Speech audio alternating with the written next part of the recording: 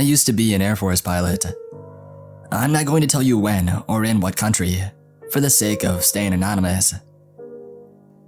Everything that I'm about to tell you is covered by a non-disclosure agreement, one which I am clearly about to violate. I should mention that I never flew any combat missions. I didn't work with those kind of planes. I flew transport planes, mostly carrying equipment from one research site to another, sometimes but very rarely flying only people. These were large, 4-engined prop planes. I know that seems very old-fashioned nowadays. We're pretty much all military and commercial planes have jet engines. And I would be lying if I said that it wasn't the perfect plane for the job. But it's what we had to work with. There was a door which led to a middle area connecting the cockpit, with the large area where the equipment accompanied by some scientists was held. We called this the holding bay, and a smaller compartment with some emergency maintenance equipment, along with some electronics and a backup fuel tank for emergencies. The holding bay was open in the middle, with hooks on the ground and ceiling to secure the equipment being transported, and 2 long benches along the sides for the scientist and, if necessary, security to sit. The door to the middle area was lined with lead in case of radioactivity. The cockpit had all the usual gadgets, the altimeter, artificial horizon, fuel gauge, etc. It also had 2 separate radios, one for ground and flight control, and one to communicate with the people flying along in the back. And the second radio, although rarely used, could save the pilot's life. We could use it to ask the passengers to perform some maintenance, as we flew the plane without a co-pilot and had no one else to do it. According to my superiors, this was due to a lack of personnel. But as I sometimes flew completely finished experimental projects, after which I was always forced to sign an NDA the moment I landed, I suspect it may have been something to do with the secrecy as well.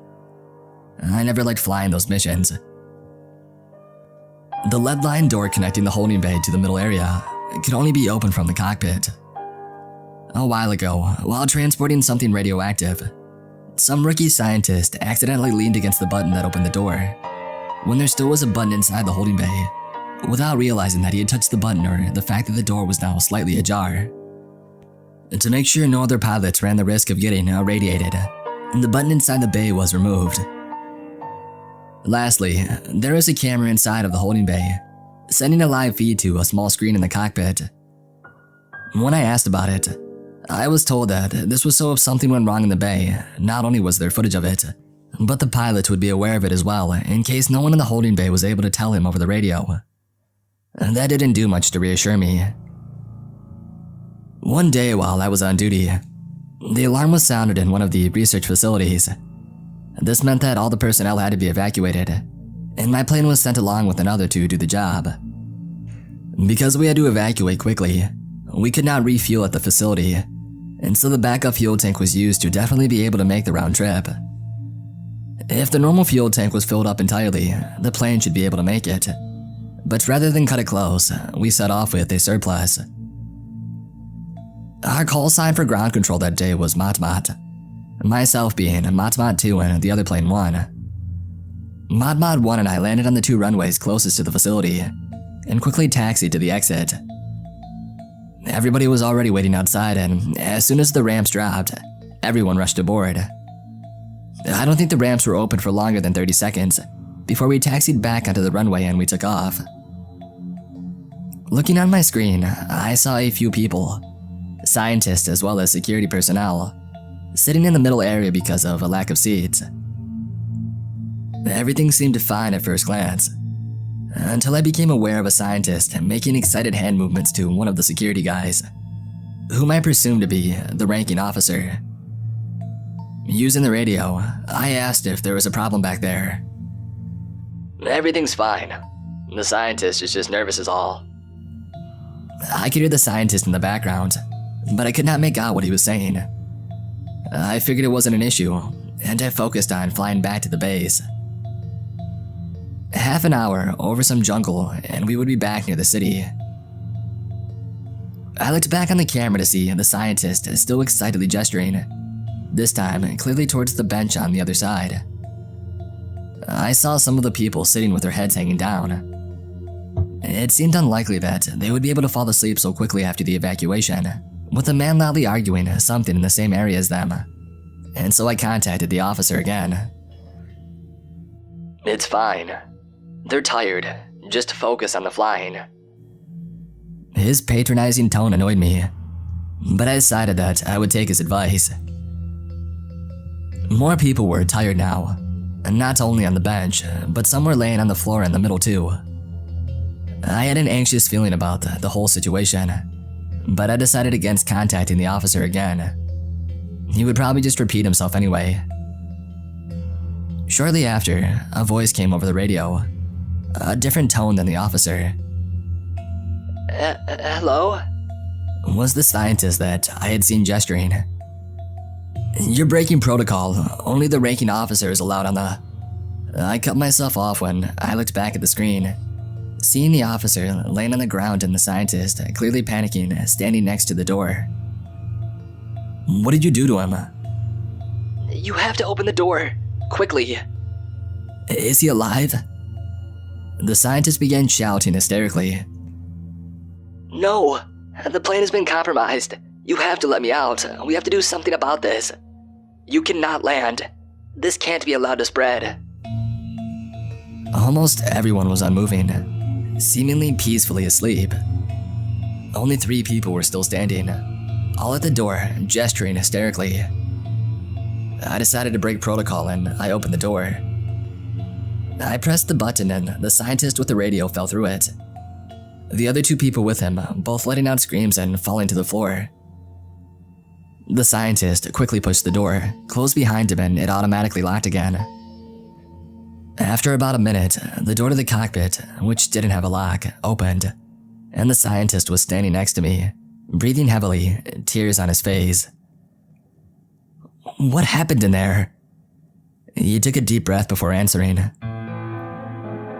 The facility that had been evacuated conducted genetic experiments on animals. His group's guinea pigs were, ironically, actual guinea pigs. They were testing a growth hormone which was meant to speed up aging, hopefully letting the guinea pigs reach adulthood within a week of being born. Today, one of the mothers had given birth, and one of the scientists brought in 2 babies. While everybody was talking about how cute they were, one of the scientists asked, "Didn't the ultrasound show 3 babies?" "Huh, strange." The scientist that had brought the babies in responded, "I guess I must have missed the 3rd one." A few of them went back to the guinea pig cages, only to find the cage open. The scientist promised that he had closed it. When they looked inside, there was no baby. The mother was nowhere to be found either. But to their dismay, however, the cage wasn't empty. A huge spider, as large as a grown man's hand, blacker than the night, was sitting in the corner. This spider was the project of a different group, a group with a more malicious mission. It had gotten out of its confinement, and as was the protocol in such a situation, the alarm was sounded and the facility evacuated. The scientist took another deep breath, shaky breath, and continued. "When we entered the plane, we thought we were safe. The ones that knew what was happening shared a moment of relief, while the ones who had no idea tried to find out what had happened. However, when the ramp was almost closed, what looked like an orange gem just got in. I don't know if it was thrown, or if it somehow jumped, but it landed in the corner where I was sitting. Inside of the gem was a pitch-black spider. His breathing became quicker and new tears appeared in his eyes. I thought it was dead or frozen somehow, in stasis, but the gem. The further he went on, the harder it became for him to finish the sentences. The gem started melting somehow, and the spider started wriggling its legs more and more the further the gem had melted. I went to Captain Vasquez and told him about it, but he gasped for air again and let out another shaky sigh. But he didn't believe me, thought I was hysterical, not thinking straight. The gem was entirely melted at this point, and the spider skidded over to the man sitting closest and it bit him. The scientist was crying at this point. Just bit him straight through his coat. A quick yelp and his head dropped to his chest. He was dead almost instantly. The spider had continued to a second man, and then a third. Only when the fifth man was bitten did more people realize what was happening. One of these security guards had managed to stomp on the spider, which killed it. But hundreds of smaller pitch-black spiders crawled out of the corpse, and people started dropping left and right. That was when the officer was bitten too, and the scientist had grabbed the radio. He paused. With very shaking breathing, he tried to get his bearings, and then he asked me, "Is there a way to blow up the plane?" I looked at him without saying anything. He insisted, "If these spiders get out, they could wipe out cities, and if it's weaponized." He grew silent again, seemingly lost in thought for a good 30 seconds, before speaking in a soft but determined tone. "That venom kills instantly. It needs to be destroyed." I told him about the backup fuel tank and I handed him my matchbox. I also offered him one of my cigarettes to smoke before he blew himself up, which he accepted. I got up and I showed him the fuel tank. The opening was obviously on the outside of the plane, so he would have to use some of the equipment there to get the thing open and drop a match in. I grabbed one of the parachutes, told the scientist to hold on so he didn't get sucked out, and said something along the lines of "Godspeed" before opening the door and jumping out of the plane. After opening my parachute, slowly floating down to Earth, I looked at the plane, flying straight one moment, a huge fireball lighting up the sky the next. I landed in the jungle. My parachute got stuck in one of the trees, and after gracefully falling to the ground and badly messing up my ankle, I started walking. Due to my sprained ankle, the walking went very slowly, and it wasn't until the next day that I got out of the jungle. I reported at headquarters, where I received medical attention and I was debriefed. An officer came in and informed me that Matmat 1 had crashed in the jungle as well. "What a mess," he said, more to himself than to me. "It seems that you're the only survivor. An entire facility wiped out, just like that." He snapped his fingers. The pilot of Matmat 1 had been a good friend of mine, who had gone through some basic training at the same time as myself. Shaken up by the loss of a friend, I asked the officer if they knew what had happened to him. "Not yet," he responded. "Some of our men have just got to the crash site and are collecting the black box." He paused for a moment before adding, as an afterthought, "Oh, and a bunch of orange gems scattered in the area."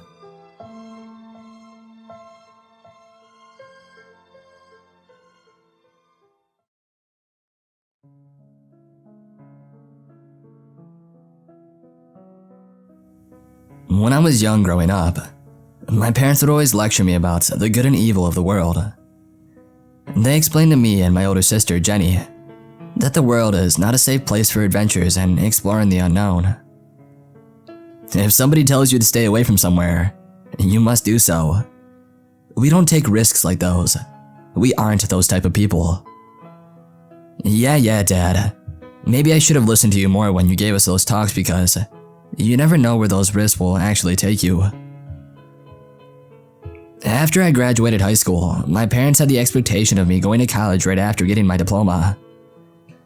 When I explained to them that I wanted to enjoy my life just a little more before attending a great college, as they expected, I told them I wanted to explore and travel around the United States.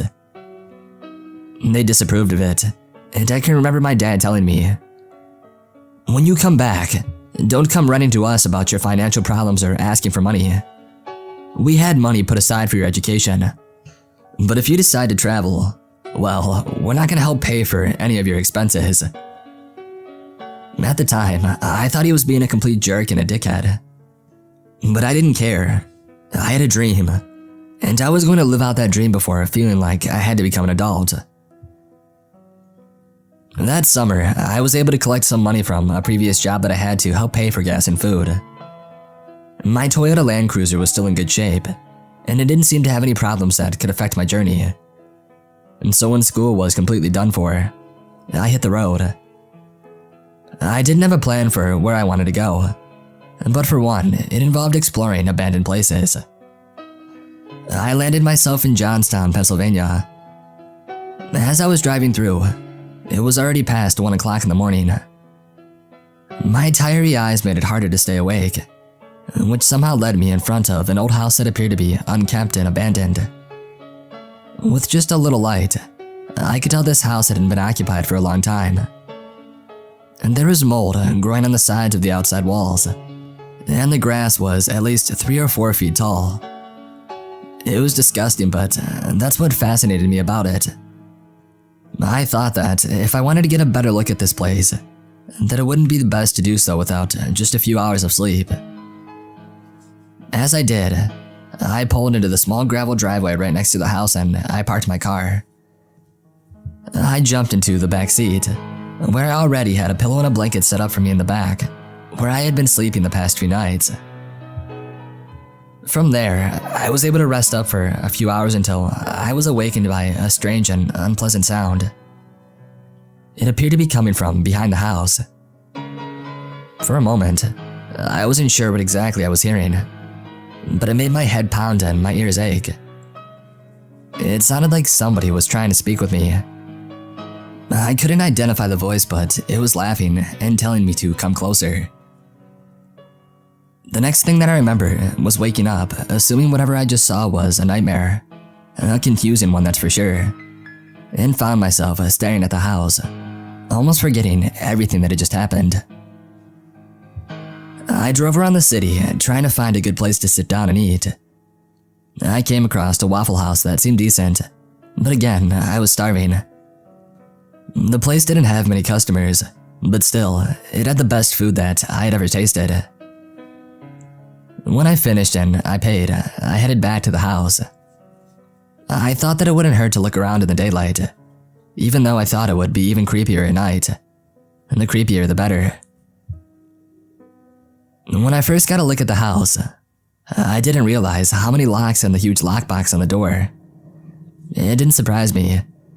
Maybe the family that was living there before, they must have been keeping it up for sale, but there was no for sale sign in the yard. Realizing that I couldn't enter from the front door, I thought of breaking one of the windows. Now, I'm not any expert on the different types of glass windows, but these must have been made with strong or unbreakable materials. None of the windows were easily able to break. At last, I was able to enter from one of the windows that was already broken somehow. Maybe somebody was trying to do the same things as I was. The broken window was in one of the small bedrooms on the first floor. To my surprise, the house was still in good condition on the inside, but terribly disgusting on the outside. The house was fully furnished too. It didn't look like somebody could have stolen anything or tried to either, except the window. For a second, I thought that maybe people were still living here. But why would the inside be so well kept, and the outside look so overgrown and horrible? I had a million questions, but sadly, I couldn't find the answers to any of them. I checked out the rest of the house. It was the same for every room. All nice, well cleaned, and it all smelled of vinegar and stale air. Something just didn't seem right about this house, as if there was a big secret or something that must reveal itself. Either way, I didn't have a good feeling about this place. I looked down at my watch, an old one that was my grandfather's, and the little clock hands read almost 6:30 p.m. That was impossible. I couldn't have been in here for longer than 30 minutes, and I didn't get out of the Waffle House until 12:15 p.m. The feeling as if nothing was making sense kept hitting me. I knew I had to get out. And that's when it happened, when everything went black. The last thing I remember was waking up on the floor, my head pounded and my ears aching. The same feeling I had when I was having that horrific nightmare. But this time, it was much worse.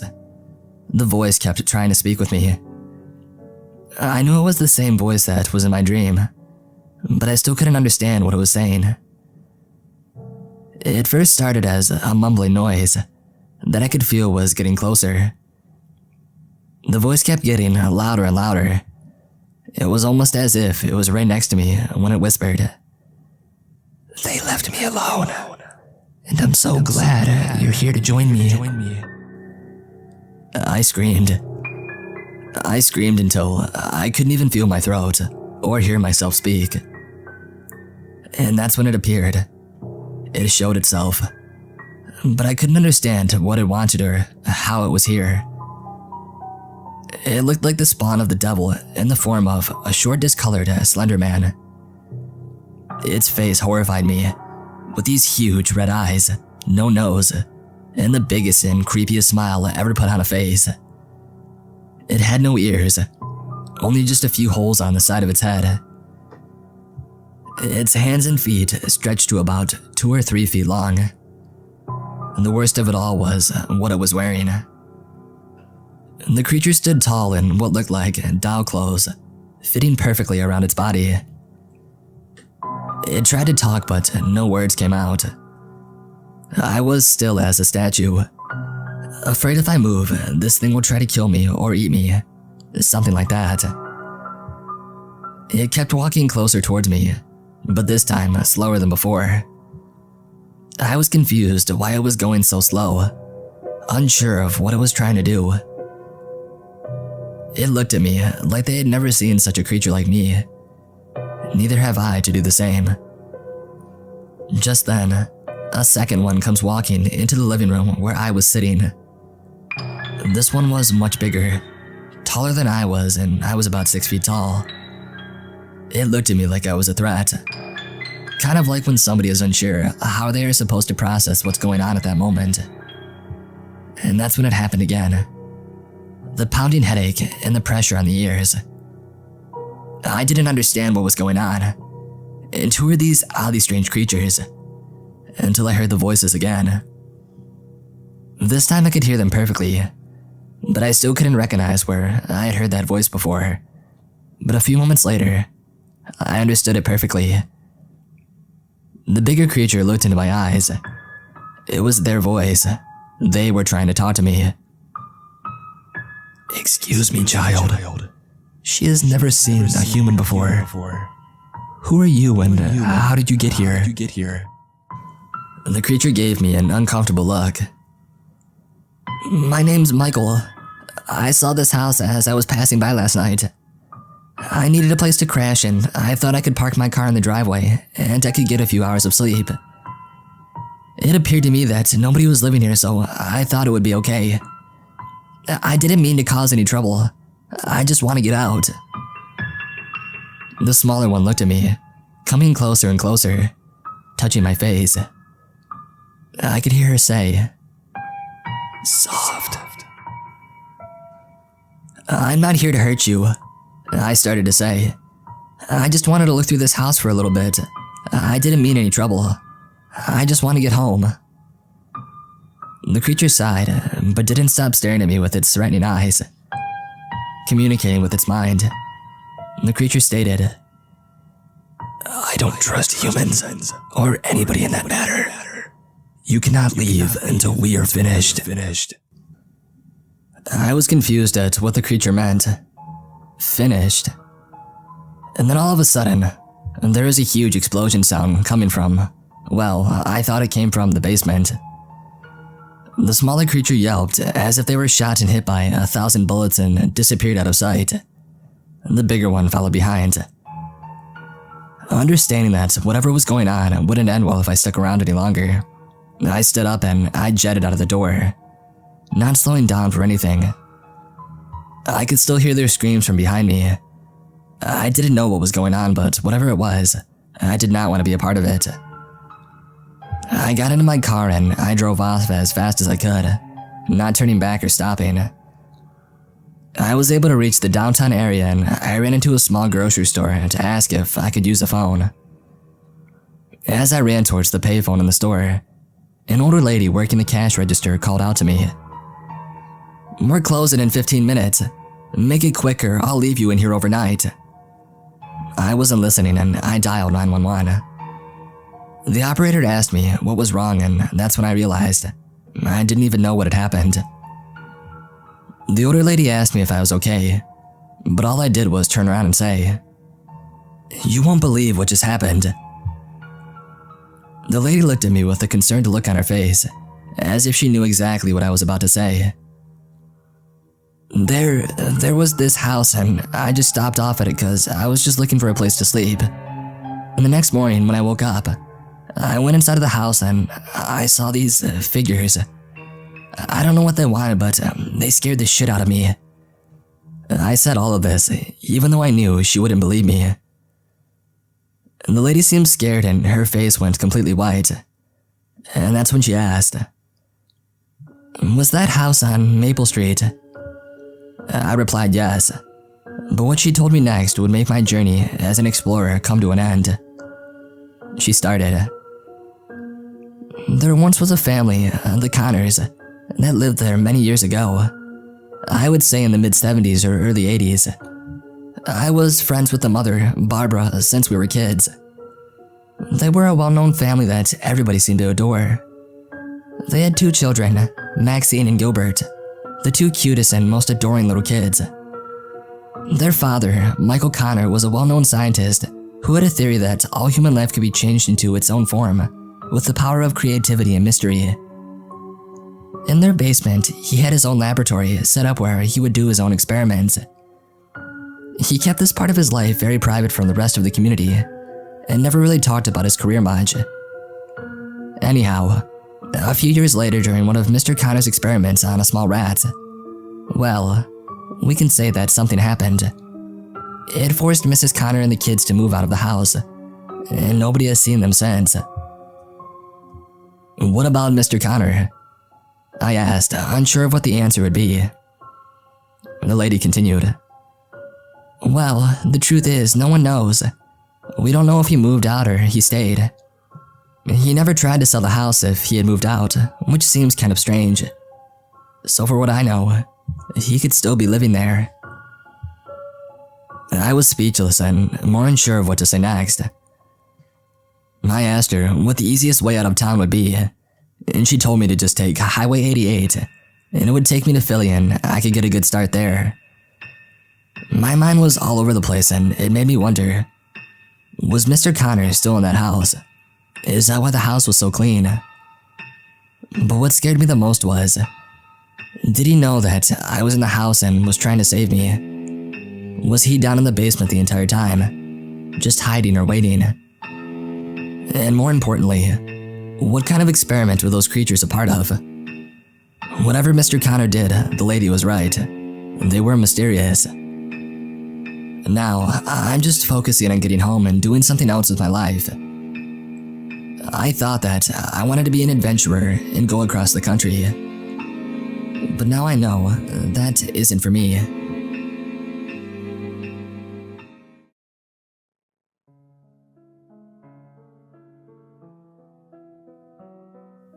I'm a journalist. Well, I'm trying to be. What I'm about to tell you is a condensed version of a college project that I had started but did not finish. Why? To be frank, if I had turned this in, no one would have believed me. The funny thing is, when I first started, I thought I found the story of a lifetime. You see, after an intense amount of brainstorming and a lot of scouring the dark recesses of the internet, I found something of merit.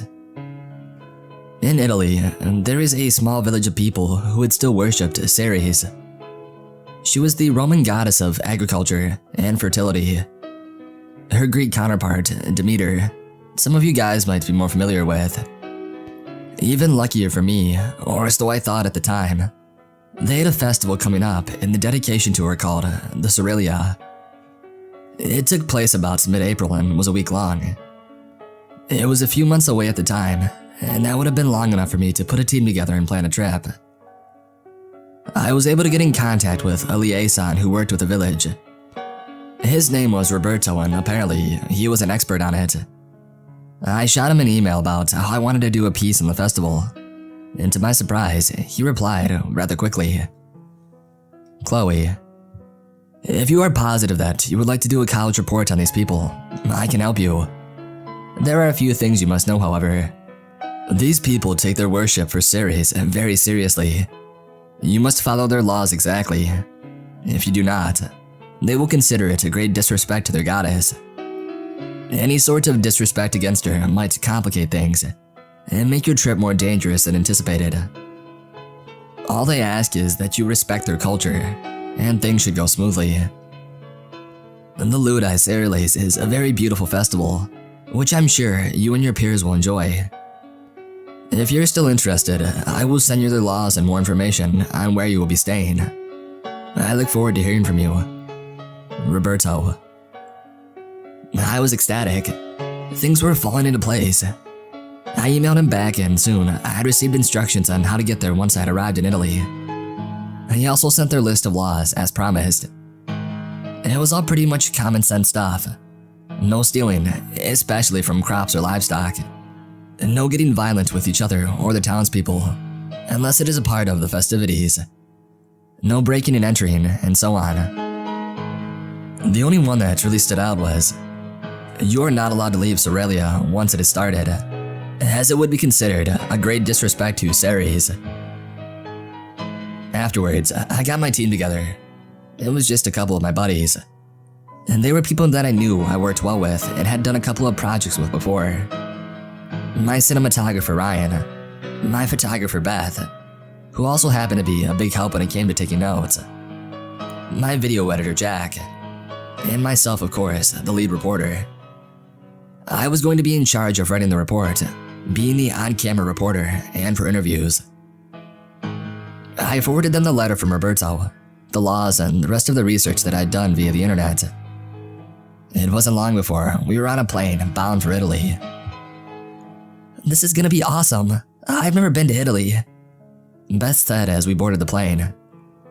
We're gonna have a little bit of downtime before Roberto comes to pick us up, and so we can explore Rome for a bit too, I added. Roberto? Ryan asked. Our liaison, Jack informed him. Did you even read through that stuff that was sent? It's important. Come on, man, try to be professional. Calm down, I'll look over it tonight, Ryan replied. You better, I added. They take their culture very seriously. I already said I would, Ryan complained. Geez, Mom, give me a break. I rolled my eyes and we all took our seats. A long nap and a few hours later, we had arrived. From the airport, we took a taxi to our hotel room in Rome. Roberto wouldn't be picking us up until the next afternoon, so we would spend the night exploring Rome. Thankfully, Jack was fluent in Italian, since it was the only language his grandmother spoke. We had bought a few trinkets and souvenirs while there was still daylight, and when night fell, we went to a couple of the local pubs. No getting too drunk, I told them as I used the bar counter to support myself. We've got to be up and running tomorrow. You've got it, boss. Jack laughed before turning to the bartender and ordering us another round. I wasn't sure what we were drinking since he had ordered it in Italian, but it was good.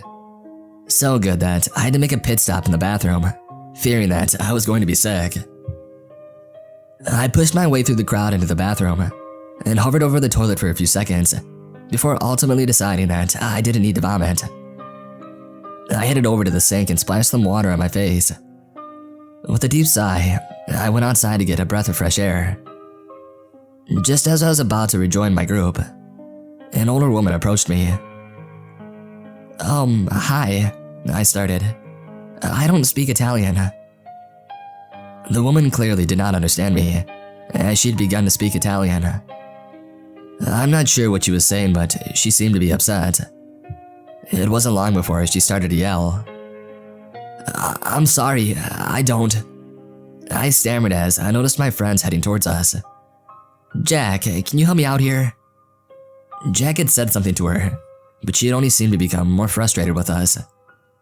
Whatever they were saying seemed to be intense. Eventually, Jack lightly grabbed my shoulders and began to lead me and the rest of the group away.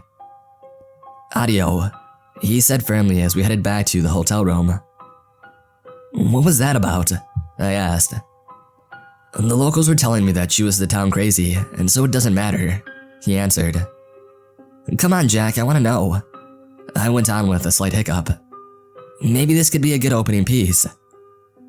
"I doubt it," Jack replied. "Look, she was giving us a warning. She told us to go home." Jack paused before continuing. "Did you tell her where we were going or what we were doing here?" "No, I couldn't if I wanted to. You're the only one that knows Italian," I reminded him. "Why? Does she know something that we don't?" "No," Jack responded as he shook his head. "She probably just hates tourists. Come on, let's get to bed." I wanted to know more, but Jack would not budge. Maybe if he'd told me what she had said, it would have scared us enough to turn back. No, it would have only made us more eager to figure out the truth. That's just the kind of people that we were. We went to bed shortly after that. The next morning, we were all up early. We packed our things and headed towards the meeting spot Roberto told us to wait at. "You sure this is legit?" Ryan asked. "Positive," I replied. "Another cool thing, the closest you'll get to an ancient Roman festival. They kept it pretty accurate." Ryan nodded as a light blue, small four-door car pulled up to the street corner. "Ciao," an older man called out from the driver's seat. "You are Chloe, yes?" "That's me," I stated. "It's nice to meet you," he smiled. "For those of you who don't know, I'm Roberto." We went down the line, introducing ourselves as we got in. Jack had said something to Roberto in Italian, which had caused him to erupt in laughter. "So, how long until we get there?" I asked. 3, maybe 4 hours. I hope you're comfortable," Roberto informed us. We traveled for a while, making small talk the whole way. From what I could gather, the small village had spoke Latin still, though they also knew Italian. About 4 hours later, Roberto parked in a field. That had made me nervous. "Where's the village?" Beth asked. "It is up the trail. They don't like cars, so from here, we walk," Roberto answered. We all got out and then grabbed our equipment and luggage. The hike to the village had left me wishing that I had packed lighter, and I'm sure the others were too. The only upside was the beautiful view surrounding us. When we had gotten to the village itself, I was even more amazed. There were fields of wheat, corn, vegetable gardens, orchids, grazing animals, a large pond, and stone buildings scattered all around. Beth had taken the opportunity to snap a few photos, and Ryan recorded the landscape. "Let's get our opening piece," I began as I lightly brushed my hair. Ryan handed me a microphone and counted me down. "This beautiful land is home to a small village without a name, one that many don't even know exists," I began. "But somehow, the ancient Roman ways have thrived here, and it's virtually untouched by modern society. These people have so kindly allowed us to come and observe an ancient festival, the Cerealia. It's a 7-day festival in dedication to the goddess Ceres. As you can see, the families that reside here are busy preparing for the week." We hiked down to the village, which was actually pretty crowded. The women were wearing white and the men were wearing different colored tunics. Beth was snapping pictures left and right, especially of the men and women riding around on horseback. "There is no electricity here," Roberto stated. "Only candlelight." "Good thing we brought a lot of extra batteries," Ryan stated.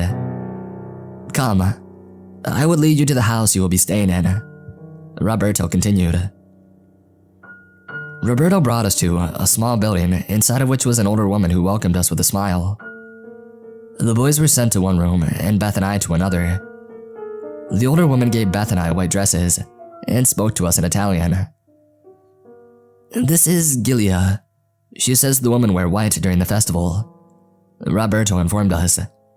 "It's to honor the daughter that Ceres lost." Beth and I nodded, and quickly changed. Soon all of us had met up again in the house's common room. "Nice outfits," Ryan commented as he adjusted with his gauges. Gilia shook her head and mumbled something while looking at Ryan. She then returned to working on fake bread, an easy-to-make grain-based substance they used as a sacrifice to Ceres. "She doesn't like your piercings," Jack laughed. "Well, gauges and nose rings aren't for everyone," he replied. "The white is for Ceres' lost daughter," Beth stated. "Let's get recording," I ordered. We filmed a small segment and tour of Gilia's house before we headed out into town. From what I gathered, the festival was just a large party for the whole village. On the first night, they would hold the race of the foxes, and they would also routinely sacrifice pigs. Ceres was not a fan of them, as legend has it they would destroy her crops, and now they would eternally pay the price. They would also hold chariot races, give offerings to Ceres, play music, play ancient carnival games, put on public performances, and of course get drunk. As the day went on, we were able to lock in an interview with a priestess. She was one of 4. In total, there were 2 male priests and another priestess, but they were busy tending to the festivities. "What can you tell me about the festival?" I asked. "Why do you celebrate?" Jack was kind enough to translate both ways. "We do it to honor our goddess, and in return, our goddess honors us," Jack answered. "Because we have vowed ourselves to her, she keeps us safe. We have water while others have drought. We have food where others have famine. We have close families while others drift apart. We love our goddess, our mother, and we know that she loves us. We are truly blessed." "How do you divide the land up between citizens?" I went on. "Who does what?" "These lands are not ours, we just live on them," Jack translated. "It all belongs to our goddess. We all do our part to respect it and each other. We keep everything running by working together." We interviewed a few other citizens, but they all said different versions of the same thing. They were all blessed to live on their goddess's land. I think it was around noon that day when we caught more controversial footage. There was a boy, probably 15, being whipped publicly. "What the hell?" Ryan murmured as he began to record. I winced as I watched. Beth had wanted to do something, but Roberto stopped her. "This is their way," Roberto informed her. "Don't get involved." He broke one of Ceres' laws. He's lucky that he's still underage. His father's fate is much worse. "Come, let's get ready for tonight." Roberto ushered us away despite our complaints. Later that night, Gilia had served us dinner.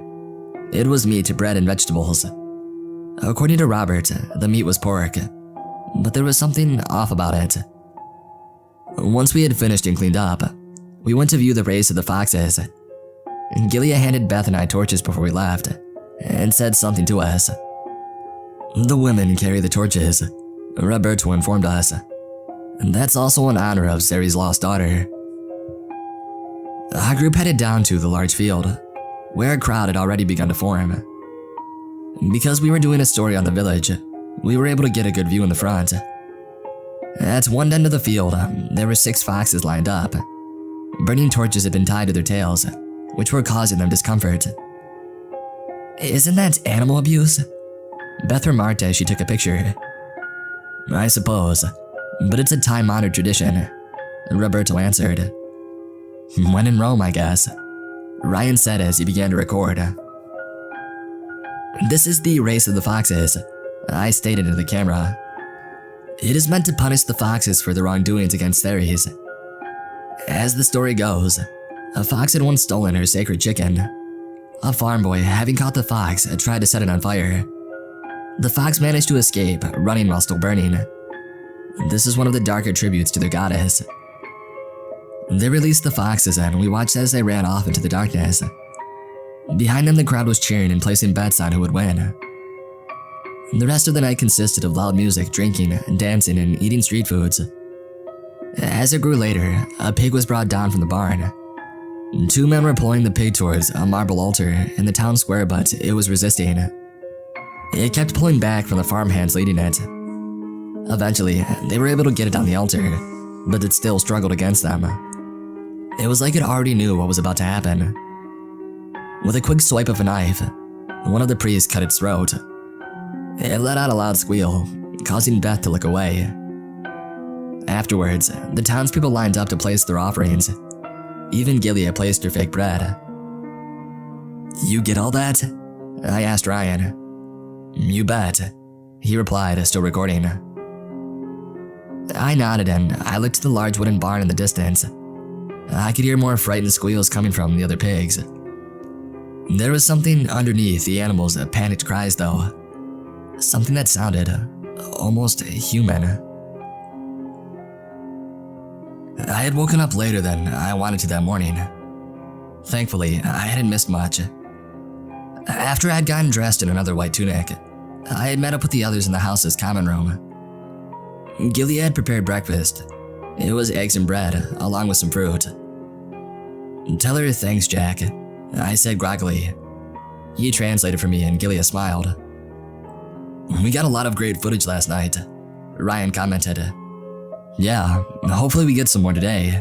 They're doing chariot races in the field," Jack added. "I can't wait to see the horses in action," Beth started. "I would like to see something positive for once." "I don't know how positive a chariot race is gonna be," Ryan blurted. "I mean, haven't you seen any of those movies based on ancient Roman times? They were actually pretty dangerous." "Don't burst her bubble," I yawned. "Hey, I'm just trying to prepare her," Ryan shrugged. "It's better that she knows the truth," Jack added. "I can handle it," Beth exclaimed. "I'm just getting tired of, violence. I thought this was gonna be fun." "Well, that's journalism for you. You never know what can happen," Ryan said with a mouthful of fruit. We headed out into town and began to document the events of the day. It was late afternoon when the chariot races were said to happen. We had made our way to the fields and began to set up. Ryan counted me down as he started to record. "Today, on the second day of Cerilia, the chariot races will be held. You can sense the excitement in the crowd as they ready themselves for the event. Many are placing bets already based on last year's winners. Drinks are being poured. Foods are being shared. This truly is a cheerful celebration for them." I finished. Our next stop was to record interviews with those who had entered the race. The first man we spoke to seemed to be a bit older than the rest, but nonetheless, he was still hopeful. "Forget those others, they are boys," Jack translated the man's words for us. "What it takes to win this race is skill. It takes knowledge of the track, and knowledge of what your horse can handle. I'm confident that I will win." The next contender was a younger boy, who seemed to be equally excited. "This is my first race," Jack continued to translate. "I've been preparing all year. I don't expect to win, but I'm hoping to be one of the first 3 to finish. And then I will know that all of my efforts have been worth it." We recorded the race from the front row. The field it was taking place on was downhill from us, which gave everyone a clear view of the chariots. The first lap was walked in order to introduce those racing that year. With the next lap, the races began. The crowd chanted as the chariots took off. After a minute or two, the first of the chariots had a tumble. It was no surprise to the crowd that it was the younger boy. He narrowly missed getting run over by another chariot, but soon he limped away and his horses were escorted off the track. The winner was a man that we hadn't had a chance to interview, but the older fellow that we had spoken with earlier had come in a close second. The rest of the second night was pretty much like the first. Dancing, music, drinking, etc. Again, the citizens sacrificed a pig. This time, it was pregnant, and again their offerings were left at the altar. I sent Beth and Jack to do some independent work, and I sent Ryan out to record some of the events while I took notes. When I had found Ryan again, he was clearly drunk. "Man, this place isn't too bad," Ryan slurred as he bumped into me. "What the hell, man? You were supposed to record the party, not join in," I growled. "Take it easy," he mumbled. "It's the same as yesterday. What am I gonna miss?" I shook my head and I rubbed my temples.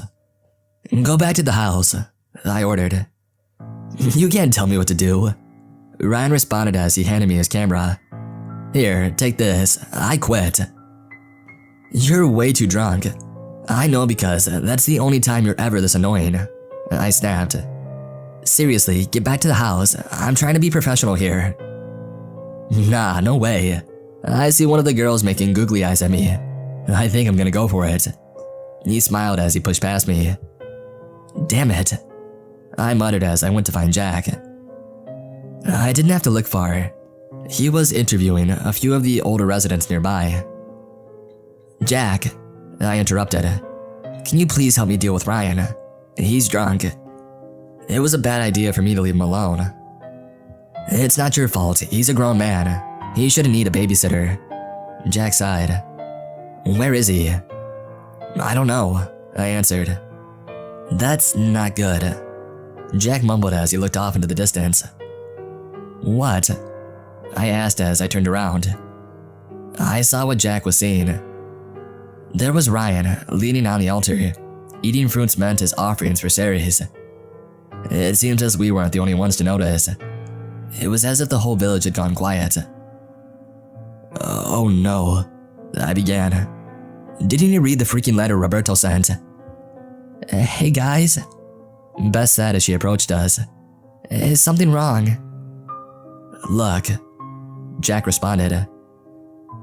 We watched as the outraged citizens began to yell and throw drinks and food at him. A couple of furious men had grabbed Ryan and held him down as he struggled. The three of us had tried to get to him, but Roberto intervened. I wouldn't do that if I were you, he told us. One of the priestesses had approached Ryan, holding a wine glass filled with a light green liquid. She spit on Ryan as she said something that even Jack could not translate. Pig, Roberto informed us. She said pig in Latin. The two men holding Ryan down had opened his mouth for him, and the priestess poured the green liquid down his throat. He had spit out some of it, coughing and choking, but she had only poured more. Shortly after, they dragged him up to the barn. It was silent as the priestesses had turned and prayed at the altar, again speaking Latin. The crowd echoed her words, and moments later, the party resumed. What's going to happen to him? Beth asked. He's going to die, Roberto answered. You better get back to the house. The crowd is drunk and angry. Who knows if they'll turn on you too. We can't just let them kill Ryan, I exclaimed. It's too late for him, Roberto said urgently. We need to go, now. Roberto brought us back to the house. He shook his head as soon as we made it inside. I am sorry about your friend, he began, but there is nothing that we can do for him. I don't believe that, Jack put in. Just stay here tonight. Let me speak with them. I don't want you all to be considered a part of the guilty party, Roberto continued. For your safety, promise me you'll stay put. Gilia is a friend of mine and she will keep you safe. If they decide you are just as guilty as Ryan, however, she will side with her people. Oh my god, Beth began to freak out. Why does Ryan have to be so dumb? I will be back, Roberto informed us as he laughed. Well, are we just going to wait around here or are we going to do something? I asked. What can we do? Jack replied. We're outnumbered, outmatched. I think we should listen to Roberto. If we distance ourselves from Ryan, maybe they won't group us together. I can speak in our defense. I can say he was just someone we worked with, but we don't condone what he did. So what? We throw him to the wolves? Beth questioned. Jack frowned. Ryan made his choice. The letter Roberto sent Chloe was pretty clear about how he needed to respect their culture, or else. I wanted to argue, but Jack was right. Still, I wasn't going to give up so easily. I was going to find Ryan one way or another. I waited until everybody had fallen asleep. I sneaked out the bedroom window and I prayed that I didn't wake Gilia. Thankfully, she along with a lot of the villagers were in an alcohol-induced slumber. I managed to creep my way up to the barn that I had seen them drag Ryan into. There were a few men standing guard, but they were passed out from the night's festivities. I didn't want to risk waking them, so I sneaked around back. The smell of animal feces hit me. I covered my nose as I slowly opened the barn door. The pig squealed at the sound, I froze in place, but after a few seconds, I was confident that no one heard me. I wandered in the barn, looking through the stalls. After passing a few, I had heard a man's labored breathing coming from one. I crept inside and I waited for my eyes to adjust. "Ryan," I whispered. "Ryan, please let that be you." "Chloe?" I heard a raspy voice ask. "Yes, it's me," I answered. "We're getting out of here." "I can't move," he croaked. "Oh God, it hurts. It hurts so bad." I squinted and finally, I was able to see him clearly. He wasn't Ryan anymore. He was something grotesque. He was on all fours, the palms of his hands now hooves with useless fingers sticking out. Ryan's heels had started to turn too. His body was swollen, and his skin stretched to accommodate. One leg looked broken and limp, while the other was holding his weight. His ears had moved towards the top of his head, and his eyes were further apart. I almost gagged at the sight. "Kill me," he begged. "Please, kill me. It hurts, Chloe." I backed away, unsure of what I was looking at. "Chloe," he said louder. "Kill me." With his desperate shouts, I had heard the guards awaken. I began to run back the way that I came, praying that they hadn't seen me. "Don't leave me like this," I heard Ryan call out into the distance. I kept going, running as fast as I could, hearing pigs squeal behind me. I made it back to the house to find Beth waiting for me. "Where were you?" she whispered. I didn't reply. What I had seen left me unsettled and horrified. All I did was shake my head. Beth and I did not sleep that night, and the next morning, Jack had met us in our room. I still hadn't moved from my bed. "Are you okay?" Jack asked me. "She hasn't said anything since last night," Beth stated. "She left, and when she had come back, she was like this." "You left? Are you crazy? They could have killed you," Jack exclaimed. "They didn't," I finally spoke. "Well, did you find Ryan? Is he okay?" Beth questioned. I paused. I wasn't sure if I should tell them what I saw. I didn't even want to repeat it. I did find Ryan. He was changed into something. To make matters worse, I just left him there, suffering and alone. "He's dead," I lied. No. Beth's voice trailed off. "God, I'm sorry you had to see that," Jack said softly as he put a hand on my shoulder. "I am too," I replied. "More than you know," I thought. I turned when I saw Roberto enter the room. A solemn look was on his face. We all waited for him to speak, fearful of what news he might bring us. "They said that they will let you live," Roberto began, "but not without conditions." "What conditions?" Jack scoffed. "The priests say Ceres doesn't forget easily," Roberto answered. "You must work for the goddess's forgiveness. You have to stay to help to tender lands." "I can't stay," I croaked. "I can't." "You don't have a choice. Come now. They are sacrificing the pig early today," Roberto began. "You need to look like you care." I couldn't stop the tears from rolling down my cheeks as we got ready for the day. I was still shaken to my core. The idea of staying in that village another second made me sick. The three of us headed out to view the sacrifice full of sorrow and fear. I didn't make eye contact with anyone. I wondered if the villagers all knew what was going on in the barn. They must have. I watched as they brought the pig out, only for my stomach to drop. The pig had Ryan's gauges and his nose ring. I could feel Beth grab my arm. "They put his piercings on the pig. Why would they do that?" she whispered. "Is this some sort of sick joke?" I was silent. I knew now what Ryan had turned into. I should have known all along. The priestess had called him a pig after all. Beth averted her eyes as one of the priests cut its throat. He then turned to the crowd and made an announcement. He said that's the pig they'll be serving during the performance tonight. Jack translated flatly. That's right. They're putting on a play in Sari's honor. Beth remembered. It took everything I had not to throw up right there. After we got back to the house, I waited silently for Gilead to head down to the fields. As she did, I turned to Roberto. I need to speak with you alone, I informed him. About what? Jack questioned. It's none of your business, I snapped, clearly on edge. Jack and Beth had no objections following my outburst. I brought Roberto into the bedroom and made sure the others weren't eavesdropping. You saw what they do to those who disrespect Ceres, didn't you? Roberto asked. Yes, I saw it. That wasn't just a pig. I began, my voice shaking. That was him, and they expect me to eat him.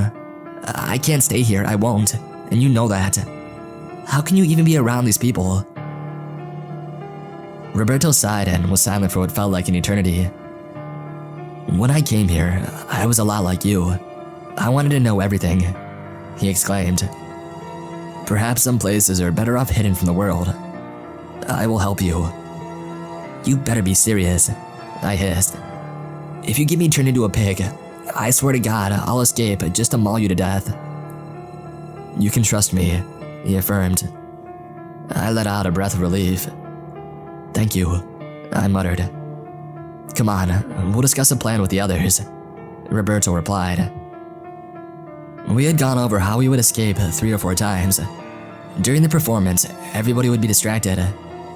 The 4 of us would need to leave halfway through the play, when the villagers were most likely to let their guard down. We would only need to make it to the outskirts of the village, as those who resided wouldn't dare leave during the festival. It would be a dishonor to Ceres to leave the village before her celebration was over. If we could just make it that far, we would be home free. Our equipment would have to be left behind, but that was a small price to pay for our freedom.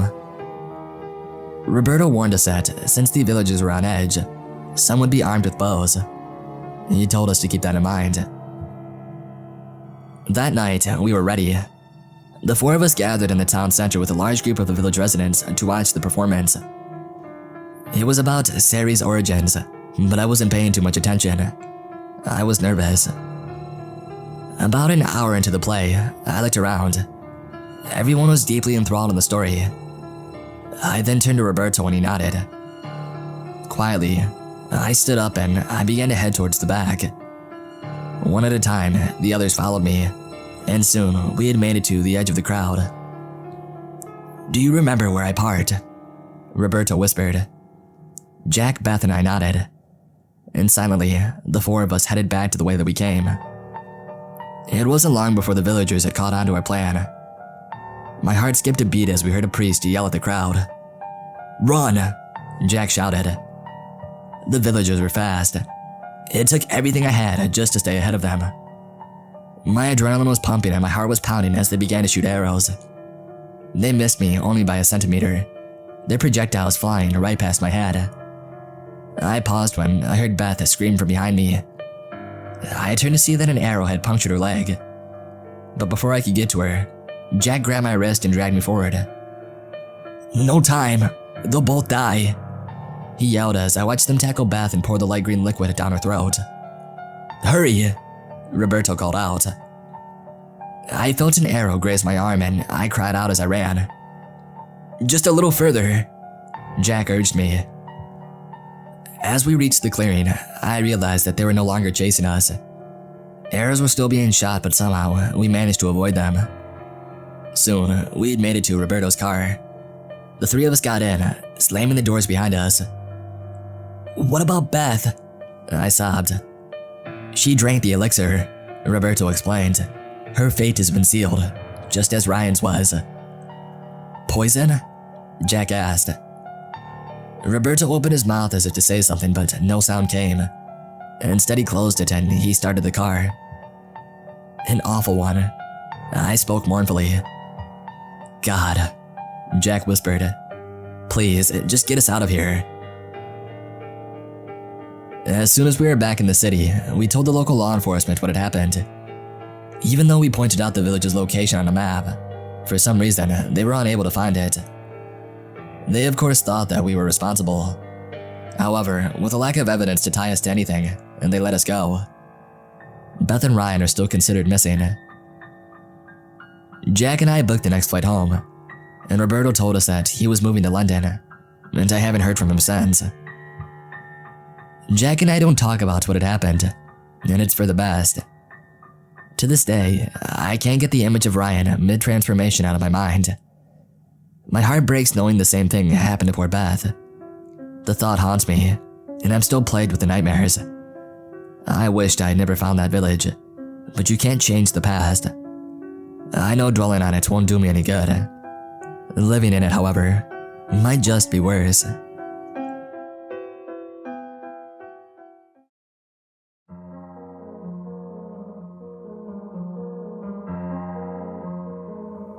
I work at a small residential psychiatric rehab center. I've been working here since I was only 18 years old, and I'm nearly 30 now. I have a lot of crazy stories that I could tell. Scary ones too. I've had to fight for my life quite a few times. There are only about 12 residents at any given time, and a lot of them end up staying for many years at a time, and so we have pretty strong relationships with most of them. The thing that caused me to gravitate towards this line of work was my own personal experience. My mother was a paranoid schizophrenic, always afraid somebody was watching her to kill her. Her delusions got super intense towards the end of her life. I found her when I was just 12 years old. She had absolutely mutilated herself. Her intestines were strewn, and she had cut so deep into her wrist that she had scratches on her bones. It was the most horrific sight I'd ever seen in my entire life, and the image still haunts me to this day. After that, I vowed to help people like her. I never wanted another kid to find their parents dead like I did. I was sitting in the office around 8 p.m. on a Tuesday. Lynn walked back into the office. She had just done the rounds for this hour. She sat at the other computer with a heavy sigh. "Everything okay?" I asked. "Melanie was being weird," she responded. "Weird? How?" I saw Lynn pause to think through her response before answering. She said that a man had been standing in her doorway at night. Melanie has schizophrenia, and so she hallucinates sometimes. This was not an unusual thing for her to say.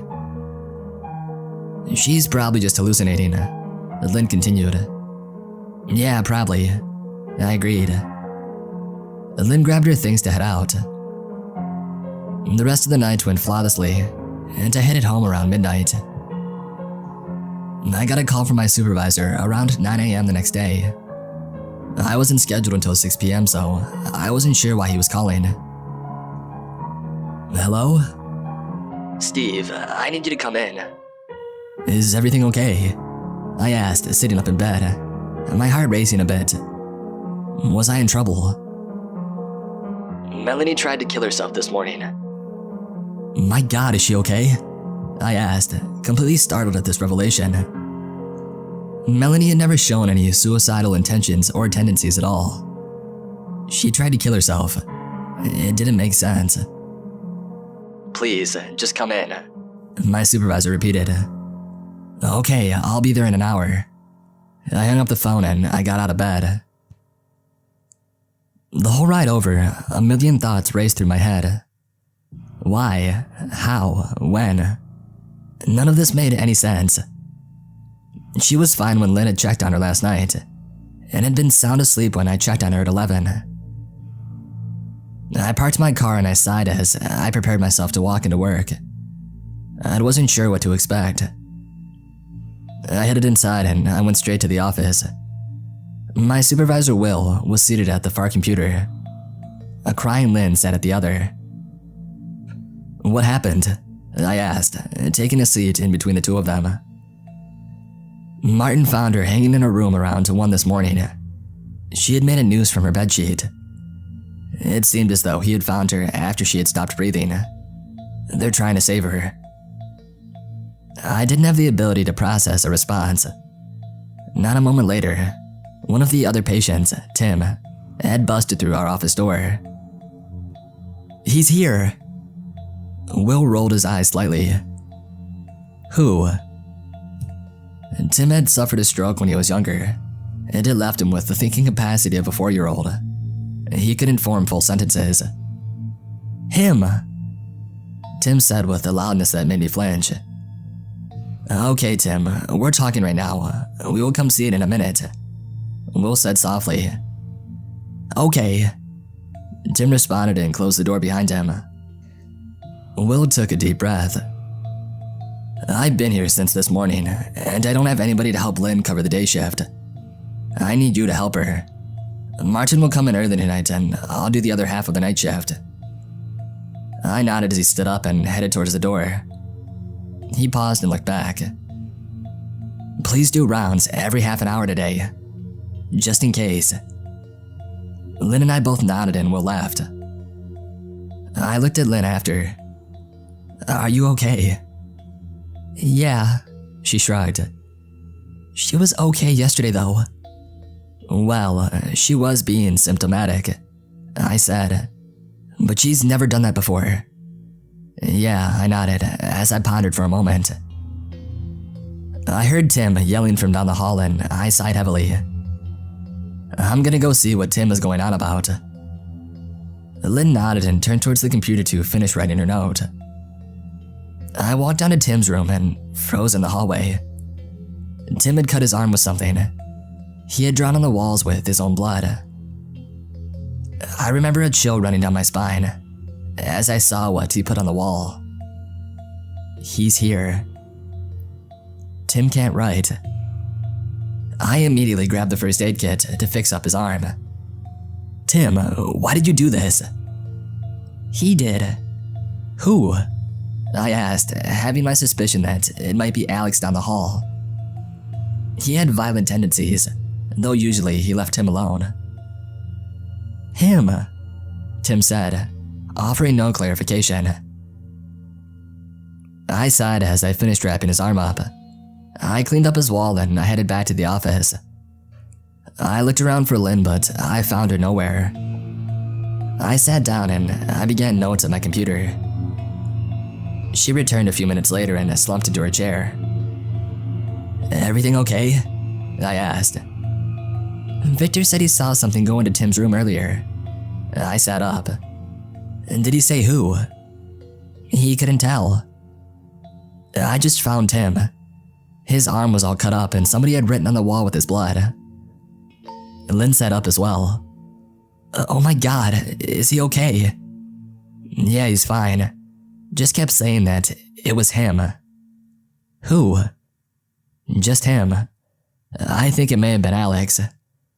"Yeah, probably," Lynn sighed. "We'll have to go talk to him."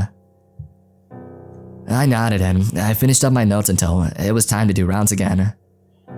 It was almost lunchtime and most of the residents were awake by now. I checked in on everyone, but only Alex remained in his room sleeping. Victor stepped out to greet me. "Hello, Steve." I turned and smiled. "Hey, Victor, what's up?" Victor shrugged. "Not much. I saw somebody go into Tim's room." "Yeah," I said. "Lynn told me." "Did you see who?" "No, too dark." "The hall?" "Him." Victor had some race-based delusions and really had issues with anybody with a darker complexion. I figured this was manifesting when he saw what I now assumed to be a hallucination go into Tim's room. "Oh, okay, well, thanks for letting us know," I said before going into the kitchen to start lunch. I was making sandwiches when I saw someone enter the room. I didn't look up for a few minutes, but when I did, I saw Alex standing there, just staring. "Hey Alex, is everything okay?" I asked, a little on edge. Alex shook his head, but he said nothing. "What's going on?" I asked again. Alex handed me a drawing that he had done. I took it and I analyzed it greatly. Alex drew a lot to express himself, and he was actually a pretty talented artist. I was surprised to see this drawing though. Alex had drawn a black figure, roughly human-shaped. However, there were tentacles coming out from the torso and long horns on its head. It had no facial features except for a too-wide grin that was filled with razor-sharp teeth. At the top, Alex had written, "He's here." I looked back up at Alex. "What is this?" I asked. "It's him," Alex replied before taking his drawing back and leaving the kitchen. I stood there in shock for a moment before shaking it off and resuming the sandwiches. You see a lot of weird stuff in places like this, and it can be easy to get worked up, but I've learned how to shake things off over the years. It makes the job much more bearable. Everyone came into the kitchen to eat, except for Victor. It wasn't like him to miss a meal, and so I headed to his room to search for him. The scene that I found was nothing short of horrific. Victor had taken the crayons which we had allowed them to have to write in color with and jammed several of them into his eyes. He was writhing in agony on the floor. I ran over and knelt down.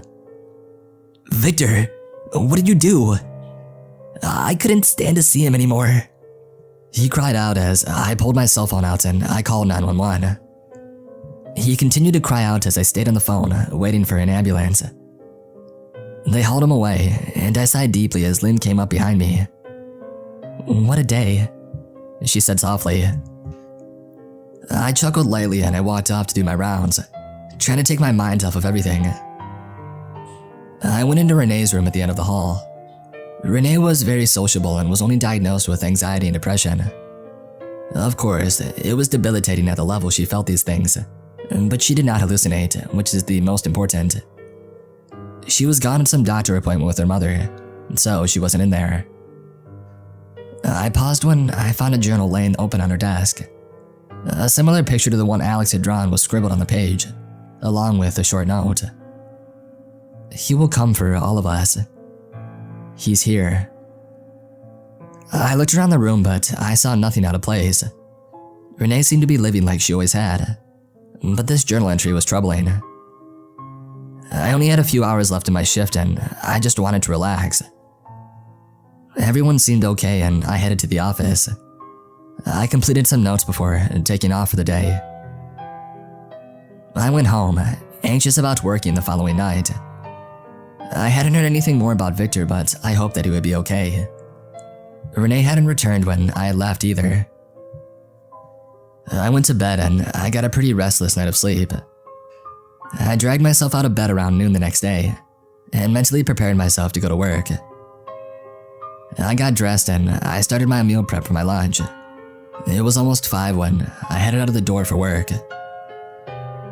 I arrived to find Lynn in the office. She looked up as I came in the door. "Hey, what's up?" I said, sitting my lunchbox down on my desk. "Renee still isn't home. She must have stayed at her mom's." I nodded. "And Victor?" She shrugged. "I haven't heard anything." I nodded and I sat back in the chair as Lynn gathered her things and left. I hoped it would be a quiet night. I was alerted to screaming around 10 p.m. I ran out of the office to find a hysterical Marie in the hall. "Marie, what's going on?" "I don't want to go," she yelled, curling up in a ball on the floor. Other residents began to poke their heads out of the rooms. "Go where?" I asked softly, trying to remain neutral and calm. "With him, I don't want to," she cried. I knelt down beside her and helped her up. "You aren't going anywhere," I said softly as I led her back to her room. I helped her into bed and I gave her a Xanax to help her calm down. She sniffled and she relaxed a bit. "He's here," she whispered before falling asleep. I returned to the office.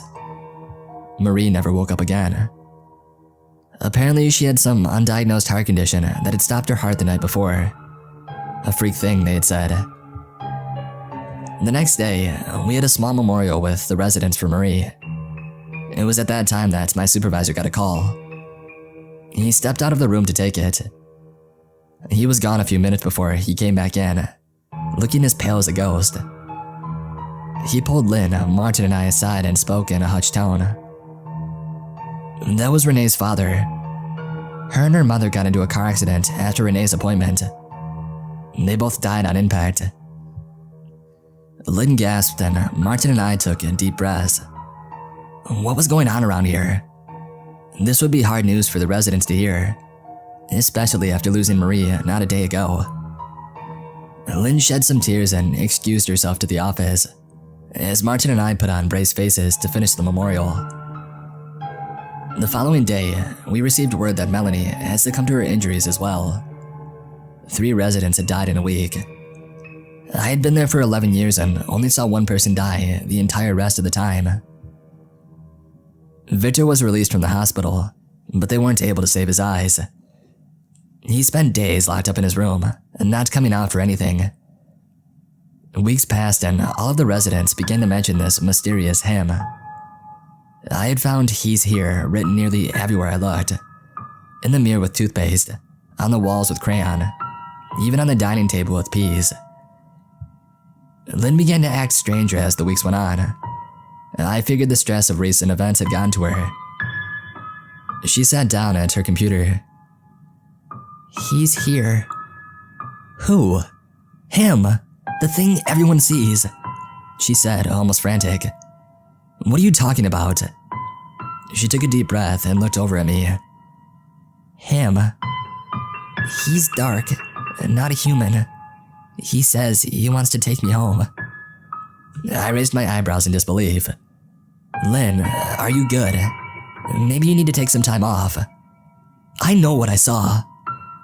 I held up my hands in defense and I didn't say anything more. Lynn shot herself after work that evening. She had never struggled with any mental illnesses and was one of the happiest people that I'd known. Time went on and more residents had encounters with him. I had never seen anything and neither had Martin. We didn't know what was going on, but the residents were all scared. We decided that it may be best to move them to a new facility. Changing the environment can sometimes help delusions and those sort of things. I had just woken up around 5 a.m. when I saw that I had a text from Martin from a few minutes earlier. It only said 2 words. "He's here." I tried calling him, but he wouldn't answer. I rushed to work to find the building completely engulfed in flames. I called 911 and they raced over as fast as they could. It wasn't fast enough. There were no survivors. They said that they weren't sure how the fire had started, but believed that it could have been arson. I had known Martin for nearly 10 years. He didn't do this. I had lost nearly everyone I knew in just a few short months. And to top it all off, as I was driving home, I thought I saw the silhouette in my back seat. I looked back again, but there was nothing there. I'm terrified for my life because I fear this thing is real. I feel like there's one last thing you should know that will clarify my fear even more. My mother left a suicide note all those years ago.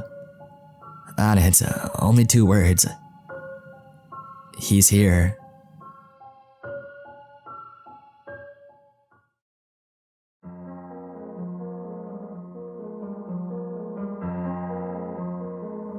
I'm always grateful to read posts from others explaining the rules of particular places.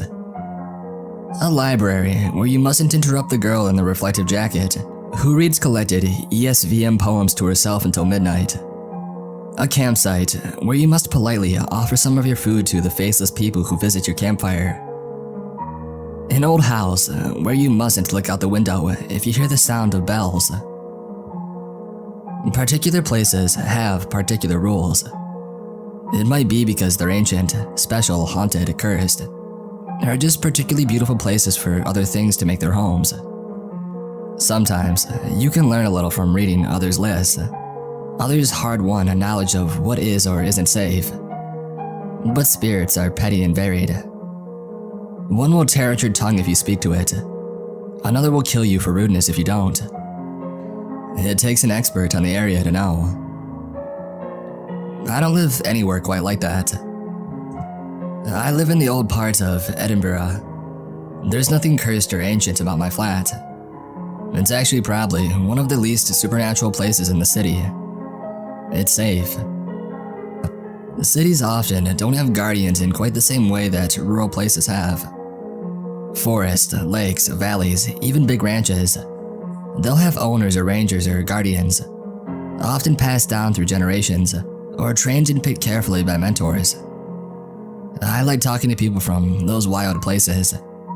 The guardians, rangers, and owners of forests and lakes and valleys. I respect the hell out of their attitude. Their reverence for the places they watch over. I don't have anything that special. I stumbled into this. I'll tell you that story if you're patient. And while I would rather die than be impolite to something really ancient and fey, sometimes in cities, what you're actually dealing with is a vomit nymph or a minor cocaine spirit, and that's occasionally hard to take seriously. But I'm lucky. I tend not to need specific rules. Of course, there are places like the bridge you mustn't walk under if your voice doesn't echo, and Arthur's Seat has its fair share of terrifying things. But for the most part, I'm only really concerned by the universal rules. The ones that pretty much apply anywhere, whether it be an ancient haunted cathedral or the most mundane cafe. If you're hurrying home between 2 a.m. and 4 a.m., don't look behind you. Make sure your bed has your head further from the door than your feet, and ensure at least one side, preferably two, is against a wall. If you're walking past a room and see a person out of the corner of your eye, but when you check again, it's just an outfit on a coat hanger, don't freak out. But always make sure to check again. Break at least one solemn promise before about mid-February of each year. Close your closet door firmly before sleeping. It's okay if it cracks open, so long as it's too narrow for a finger. Stay under your blanket when you sleep. Having a leg out of the blanket is okay, but don't position your feet where they could be seen from under your bed. Windows can slide upwards or open outwards, but must never ever open inwards. If you feel the intense sensation that somebody is watching you from the window, ideally close the curtains. You can look from your bed or couch, but never go over to the window and look down. And never ever press your face against the glass. Only certain people are safe to sleep in complete darkness. You'll know instinctively if you're one of the ones who needs to keep a light on or a window open. Don't sleep with someone until you've had at least 3 dates. They can't maintain a good consistent mimic for more than 2 evenings, and so after 3, you're safe. On a midwinter morning, whichever date you personally celebrate as your winter festival, ensure there's at least one sock in your home that has no pair. There's more, but I don't need to tell you them. See, the universal rules have become part of us now. Either they're in our biology, things we've known from birth without needing to be taught them, or they're aspects of culture that get most people to obey them without knowing why they're doing it. Some of them, I think, aren't actually universal. For instance, I think the rule that you must offer tea, specifically tea, to strangers in your home is only on this island. The creatures that demand it only really live here. I think some of the rules are culturally dependent, because of course, an arbitrary calendar day isn't actually how most non-humans count New Year. It's about the rhythms of your life, and the points in those rhythms where certain things might pay attention to you. Edinburgh doesn't really have many rules that you wouldn't get elsewhere. Not rules that apply to all of it.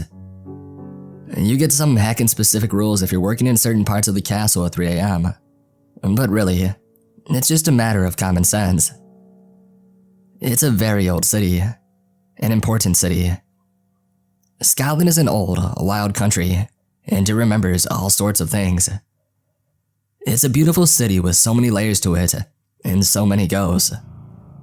There are things here you wouldn't imagine, but you don't have to tap on anything 7 times. And if you order a kebab from the man with a tattoo of a swarm of wasps after taking the last train from Glasgow, look, you didn't know how bad a decision that was, but you damn well knew it was a bad idea. At this point, you're probably wondering who the hell I am. I certainly don't have any official position. I don't own any land here. I'm not descended from anyone, and I'm not trained as police or anything. Actually, no human picked me. It seemed random. The night after I moved here, almost 16 years ago, I had the most fantastically vivid dream. I was dancing with the most beautiful woman that I had ever seen. She had flame red hair and wore a tattered copper dress. She danced with a sword in each hand, but I was unafraid. She moved with such clarity of intent, and she inspired me so much with her grace that I was able to fluidly move around her in perfect timing, and the blades never touched me. I had never danced in my life, and I can't dance when I'm awake, but she had moved me. And that's all I can explain. I was woken up by a knocking on my door. It was the same woman. I admit, after our dance, I'm feeling a little famished, she said. I invited her in for eggs and bacon. In hindsight, that was stupid. Most magic runs on rules and rituals, and the laws of thresholds. Home sanctity and hospitality are some of the oldest of all. There are plenty of things out there which only need an invite into your home to destroy you. But I'm glad I did it. She didn't touch the eggs and bacon, but she told me it was kind and a respectful offer. The first thing she told me was about Waverly. Well, no. Actually, the first thing she told me was that I needed to get a new coffee machine, because my old one was going to break in about 5 more coffees. The second thing she told me was that before getting on a train to Sterling, I should check to see if there's a stop at Silvery. There's no Silvery on the line to Sterling. At least, not unless I'm at the station. I've checked with friends who've confirmed this. It's only there when I am, as far as I know. It's safe for me to get off at Silvery. I have an invitation. It is not safe for you, and you should not try.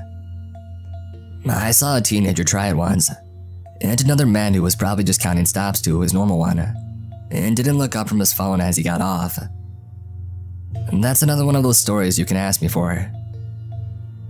Anyway, my day job is at an office and I do things with spreadsheets. It's just, in my spare time, I'm one of the people who helps with the rules. There's actually a fair few of us, with as many people and other beings as there are in a big city, but I don't know the others. And I'm writing all of this because apparently some people don't know all of the rules. They just didn't get it somehow. Their parents didn't teach them, or their instincts are all wrong. And so I figured I should write something that explains them. Some of them are obvious.